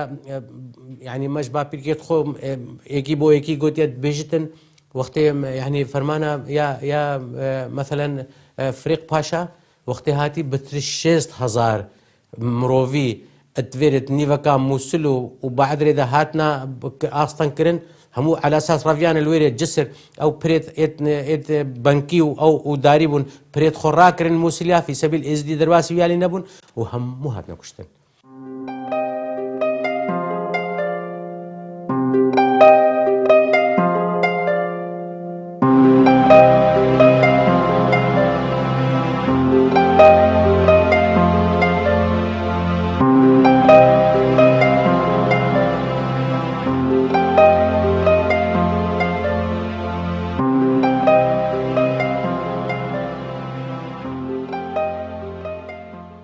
لە ئێستادا و دوای پەلاماردانی چەکدارە توونڕەوەکانی داعش بۆ سەر ئەم کۆمەڵەیە پێویست دەکا کەلتور و دابوونەریتی کۆمەڵی ئێزیدی بپارێزرێت و کار بۆ مانەوەی تایبەتمەندی ئەم کۆمەڵەیە بکرێت و حکومەت و لایەنە پەیوەندیدارەکان کار بۆ پاراستنی بکەن. vêt êzidî bimînin rêka dewletê qanûna dewletê dewlet heqê wan bidetê dewlet harîkariya wan biket nehêlin firma bêne serê heke dewletê de firma bêne serê dê zerer seqafeta me bikevit kulturê me kevit diyanetê me kevit zimanê me kevit her tiştekî me jî êzidî jî vî rengî nikarin vê axê de seqafeta xwe bimînin û welatê xwe de bimînin ji ber ku rojana tirs û dijî û kuştin û talankirin û wêrankirin û jin birin û qîzbirin hekel pêwî bit xelkek jî namînit vê axê de heta ku seqafeta wî vêkê de jî zerer her tiştekî wî jî kev diyanetê wî jî kev ev du sê sala me neqerî eîdeke merasîmeke jî dînî jî bigêrin ew jî zerereke wê nexweşî wê firmanê hatî rojan ez 3 sal û 4 sal û 5 sal û 6 sal dê hêdî hêdî dê ew kulturê û ew musîqa dînî ew merasîmê dînî hêdî hêdî dêne ji bîr kirin dêne hinda kirin dê hêdî hêdî namînet û dê te hinda kirin.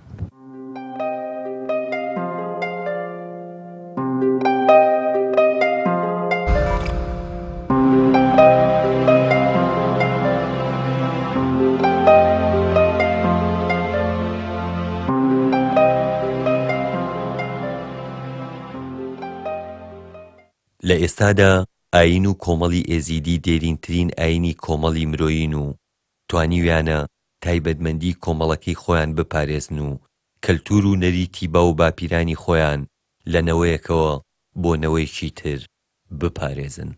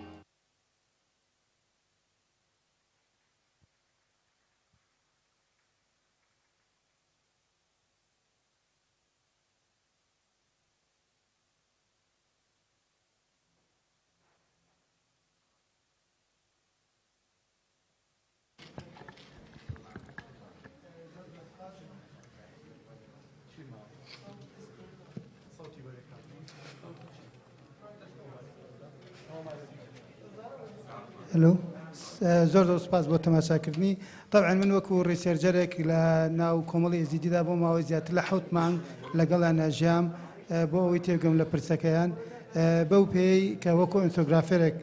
کۆمەڵێ ملاحەزاتی زۆر دقیقم لەسەریان هەبوو بۆ نمونە زۆربەی زۆری مەزارەکانیان ڕووخا کە ئەمە بەشێکە لە کەلتوری کۆمەڵی ئێزیدی و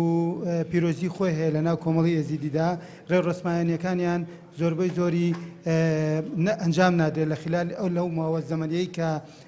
لە کەمپەکانە ئاژێن چووکەم ڕێوڕسمەکانیان تایبەتمەندیەکی ئەگەر شوێنێکی پیرۆز نەبێت بە هیچ شێوە ئەنجامی نایەن پێکاتەی کۆمەڵایەتی و چینایەتیان گۆڕانکاری زۆری بەسەرها و کۆمەڵە لە چینە جیاوازەکانیان بەرەو دەرەوەی وڵات ڕۆیشتن ئەمەشە کاریگەری لەسەر کەلتوری ئەوان دروست کرد کۆچکردن کاریگەرێکی زۆری لەسەر لایەنی پەروەردەیی لایەنی کەلتوری ئەو کۆمەڵەیە دروست کرد باماشەوە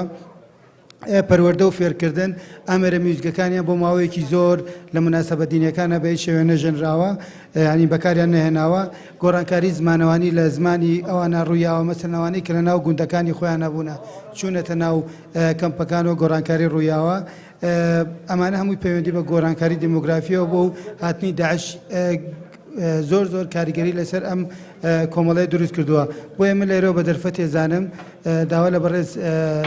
سەرۆکی زانکۆی پۆلە تەکنیکیەکەم ئەم کەیسی ئێزیدەکان کەیسێکی زۆر زۆر گرنگە کەمترین کۆنفرانسی لەسەر کراوە ئەگەر بکرێەوە کۆنفرانسێکی تایبەت بەم پرسە بکەن زۆر زۆر سوپاسانەکەی من زیاتر لە 4 ساڵە کار لەم بوارەکەم بە خۆبەخشی و بەردەوام شتێ لەم بوارەدا هەر کەسێک بێوێت لە توێژەران لە ئێوە بەڕێستان من کۆمەکتانەکەم و بەڕاستی پرسێکی زۆر زۆر مهمە لە دنیای دەرەوە زۆر احتیمامی پێدراوە بەڵام کەمترین کاری لەسەر کراوە لە کورسانە بەداخەوە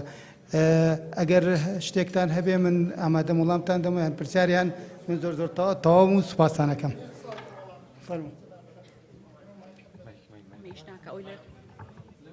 ئەو مایکی سەرێ بخەنەیش زۆر سپاس بۆ تێبینیەکەت دکتۆر ئێمە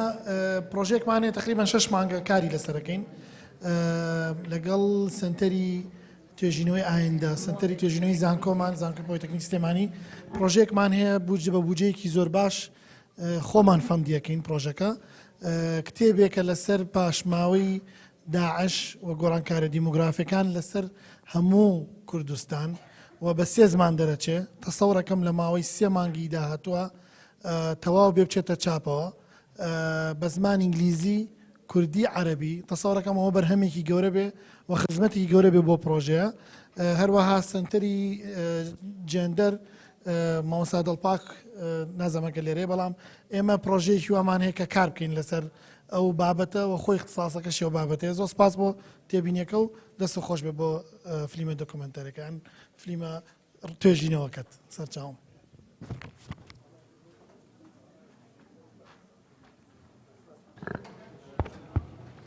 سپاس بۆ دکتۆر سەمەد داوا لە دکتۆر حەکیمەکەین وەکو ڕاگری کۆلێج و سەرۆکی کۆنفرانس بۆ وتەی کۆتایی و کۆتایهێنان بە کۆنفرانسەکە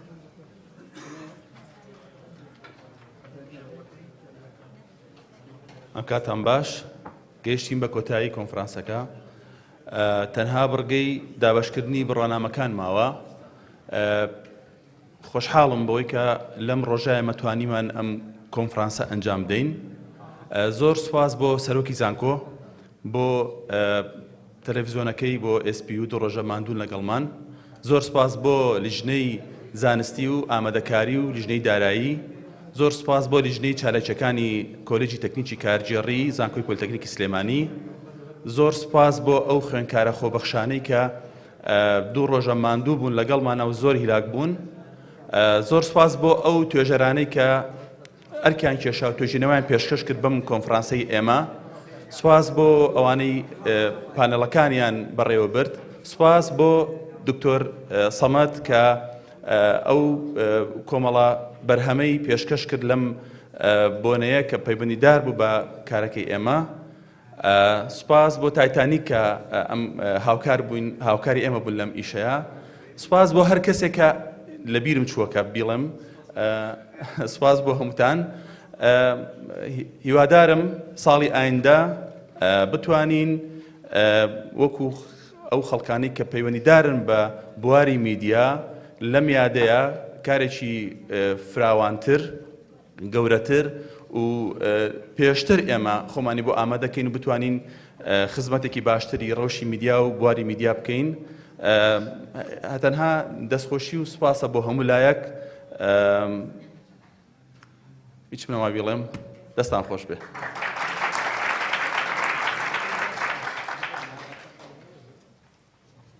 سپاس بۆ دکتۆر حەکیم. کۆنفرانسەکەمان کۆتایی پێهات. کۆتا بورگەشمان ئەوەیە دابەشکردنی خەڵاتەکانە. ئێستاش بەڕێز دکتۆر ئالام بفەرمێت بۆ پێدانی بڕوانامەکان بە بەشێک لە توێژەرەکان.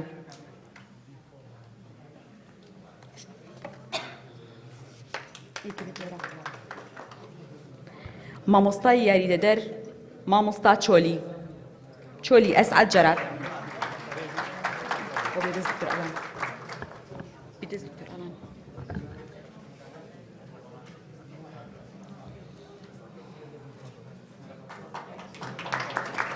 پرۆفیسۆری یاریدەدەر دکتۆر بەهادین ئەحمەد.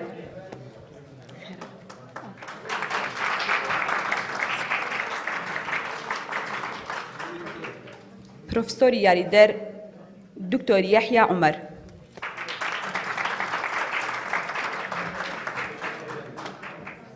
پرۆفیسۆری یاریدەدەر دکتۆر کاوە عەبدوڕەزا.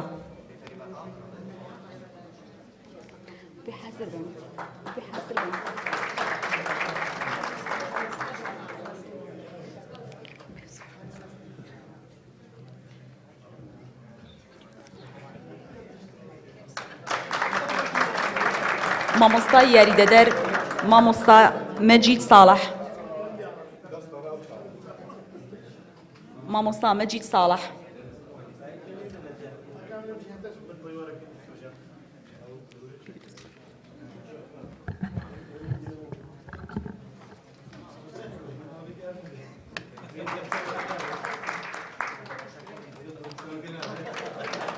مامۆستا یادگار عەلی. مامۆستا یادگار.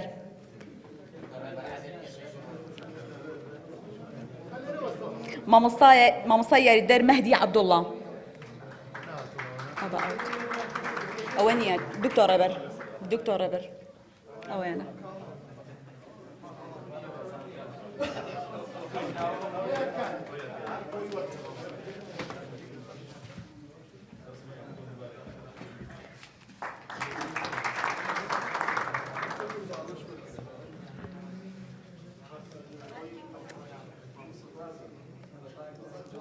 دکتۆر کاروان عەلی قادر.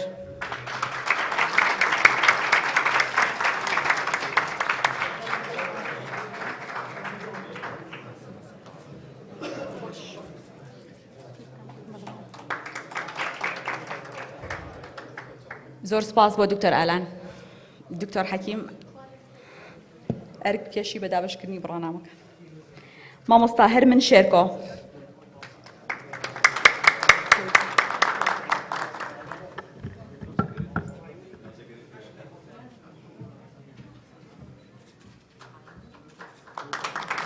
مامۆستا یاریدەدەر مامۆستا کاروان عەبدوڵڵا.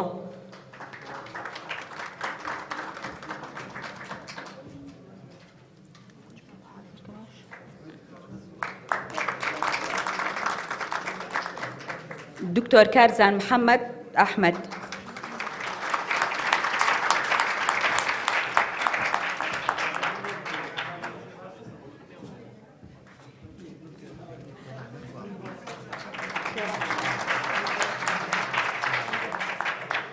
پرۆفیسۆری یاریدەر دکتۆر ڕێبەر گۆران.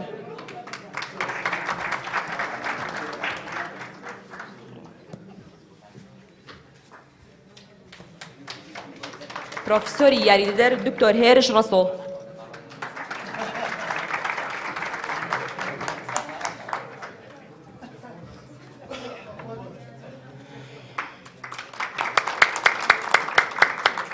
سپاس بۆ دکتۆر حەکیم. دکتۆر ڕێبەر ئەرک بکێشی بە پێدانی بڕوانامەکان.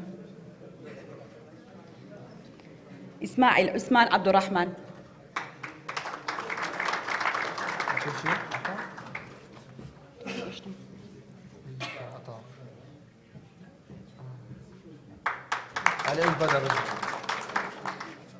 مامۆستا کامل عومەر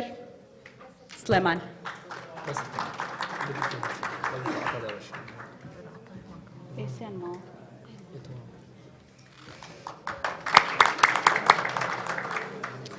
سپاس دکتۆر ڕێبەر مامۆستا عفو دکتۆر عەتائەر کێشی بە پێدانی بڕوانامەکان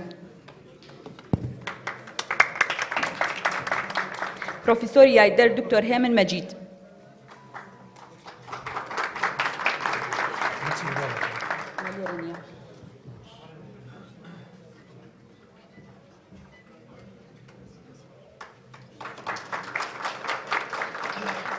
دکتۆر باقر داود دكتور باقر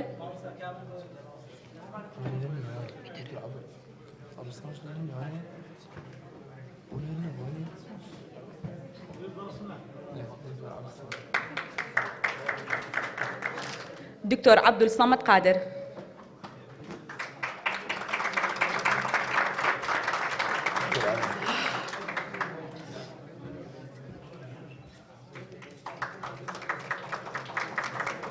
سپاس بۆ دکتۆر عەتا دکتۆر ئالان عەزێت کێشی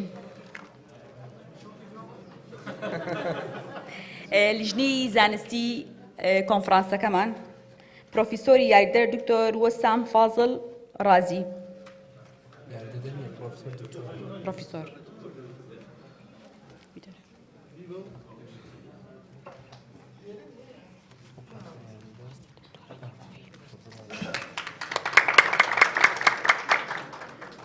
پرۆفیسۆری یاریدەر دکتۆر حەکیم عوسمان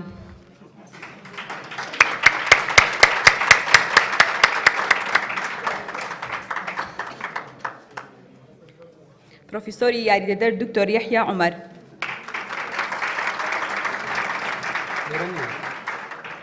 دکتۆر یەحیا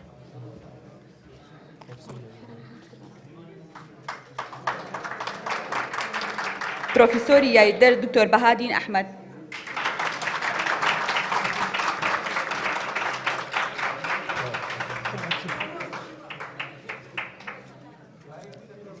زۆر سپاس دکتۆر ئالان دەستخۆش دکتۆر حەکیم فەرمیت لیژنەی ئامادەکاری کۆنفرانس دکتۆر کاروان عەلی قادر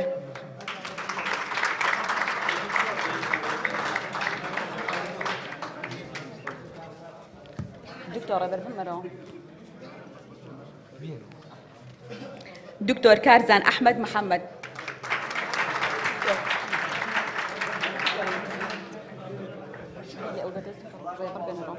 مامۆستای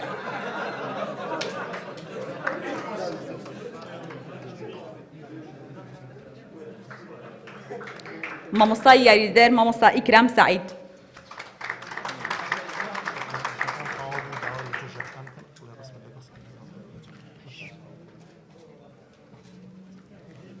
مامۆستا جەمال کاکەبرا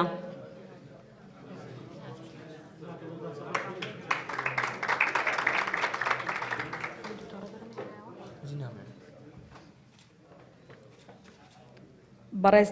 نەبەز ئەحمەد حەسەن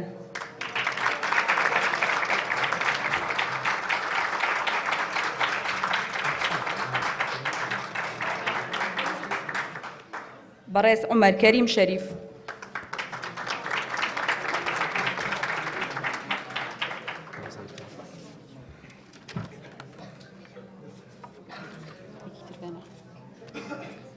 زۆر سپاس بۆ دکتۆر حەکیم داوا لە مامۆستا ئیکرامەکەین ئەرک کێشە بە پێدانی بڕوانامە بۆ لیژنەی دارایی کۆنفرانس لەگەڵ تەلەڤیزۆن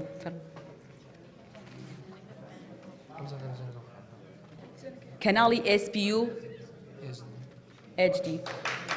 زۆر دەستخۆشیان لێکەین دوو ڕۆژە زۆر ماندوو بوون لەگەڵمان بۆ ڕووماڵکردنی هەموو کۆنفرانسەکەمان زۆر سپاسیانەکەین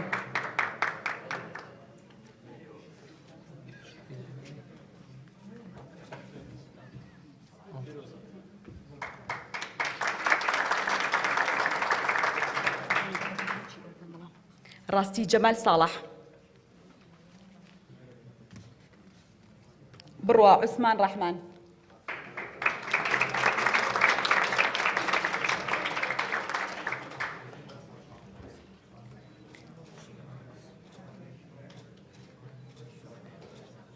مامۆستا ئارینا فەرەج.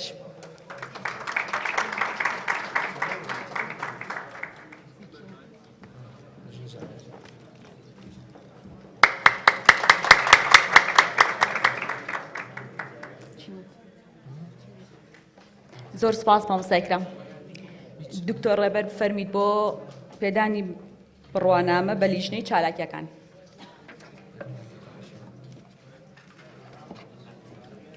بەڕێز دکتۆر حەکیم عوسمان.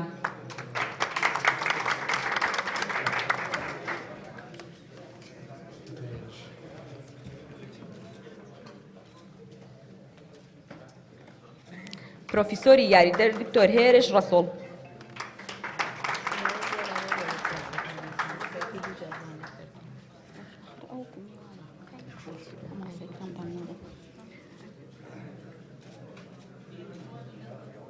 بەڕێز مامۆستا ئیکرام سعید. مامۆستا ئیکرام.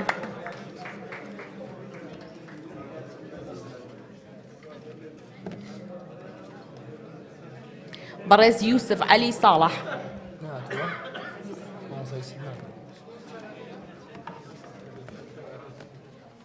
ناجی ئەفراسیاو.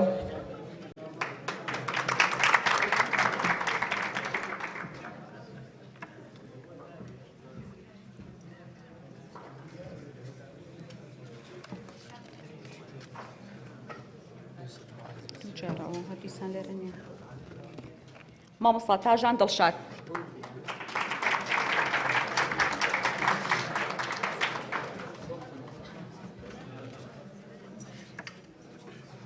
سپاس دکتۆر ڕێبەر. داوا لە دکتۆر عەتاکەین. ئەمەیان خۆمم.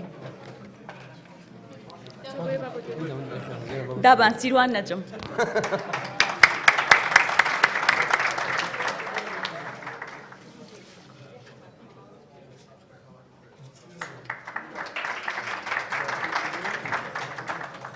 عمر كريم شريف.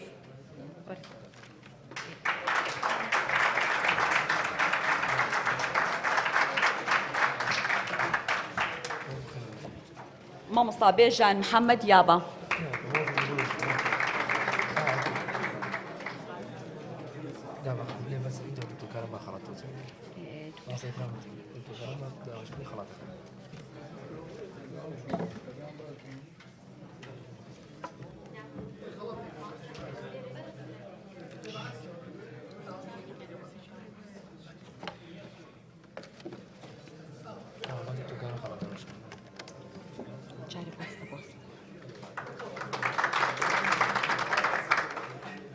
مامۆستا لەنجە ئیسماعیل.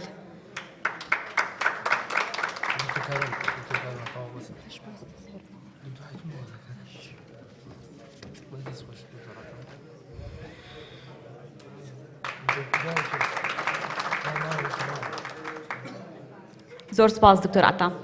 دکتۆر کاروان عەلی بفەرمین بە پێدانی بڕوانامەکان.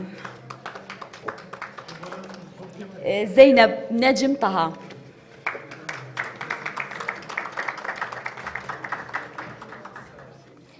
بەڕێز عوسمان ئەبوو بەکر سعید.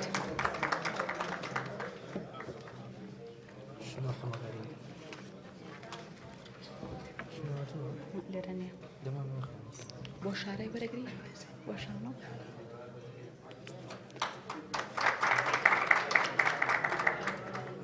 شنۆ حەمە غەریب.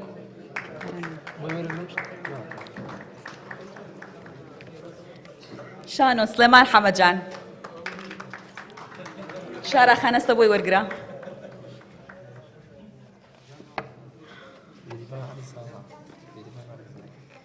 بێریڤان عەلی ساڵح.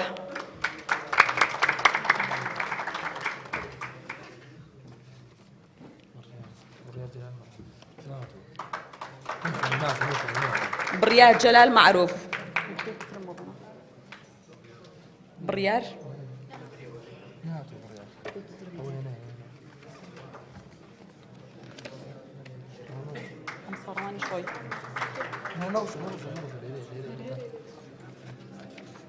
مامۆستا ڕامان ئاسۆ عەلی.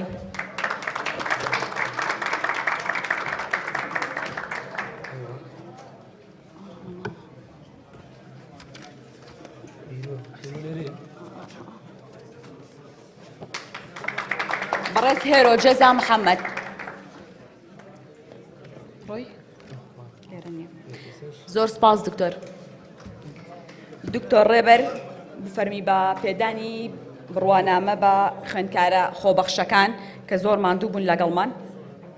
ئەیکەمە دووسێ باش بکەین دوایی داواکەن پێدانی بڕوانامەکان بە خوێندکارەکان بخرێتە دواتر داوا لە توێژەرە بەڕێزەکانەکەین حەزەکەن لەگەڵ سەرۆکی زانکۆ و سەرۆکی کۆنفرانس و ئامادەکار و لیژنەکان وێنەیەک بگرن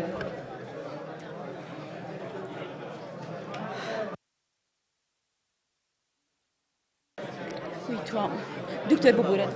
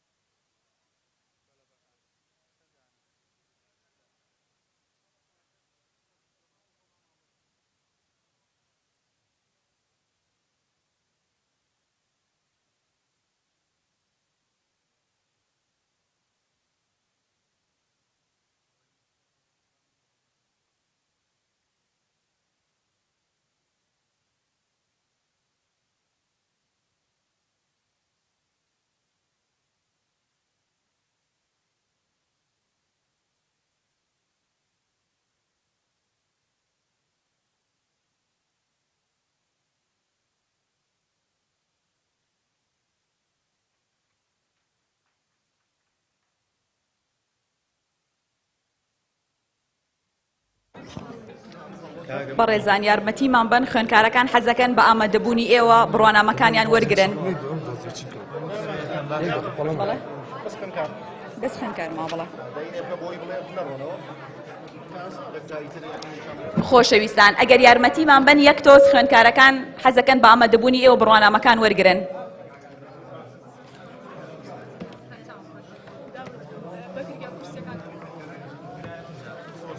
ئەی چی بکەم چی بکەین نزیکە سیدانە خەمووی لێرە هەمووی لێرە نییە دەست پێ بکەم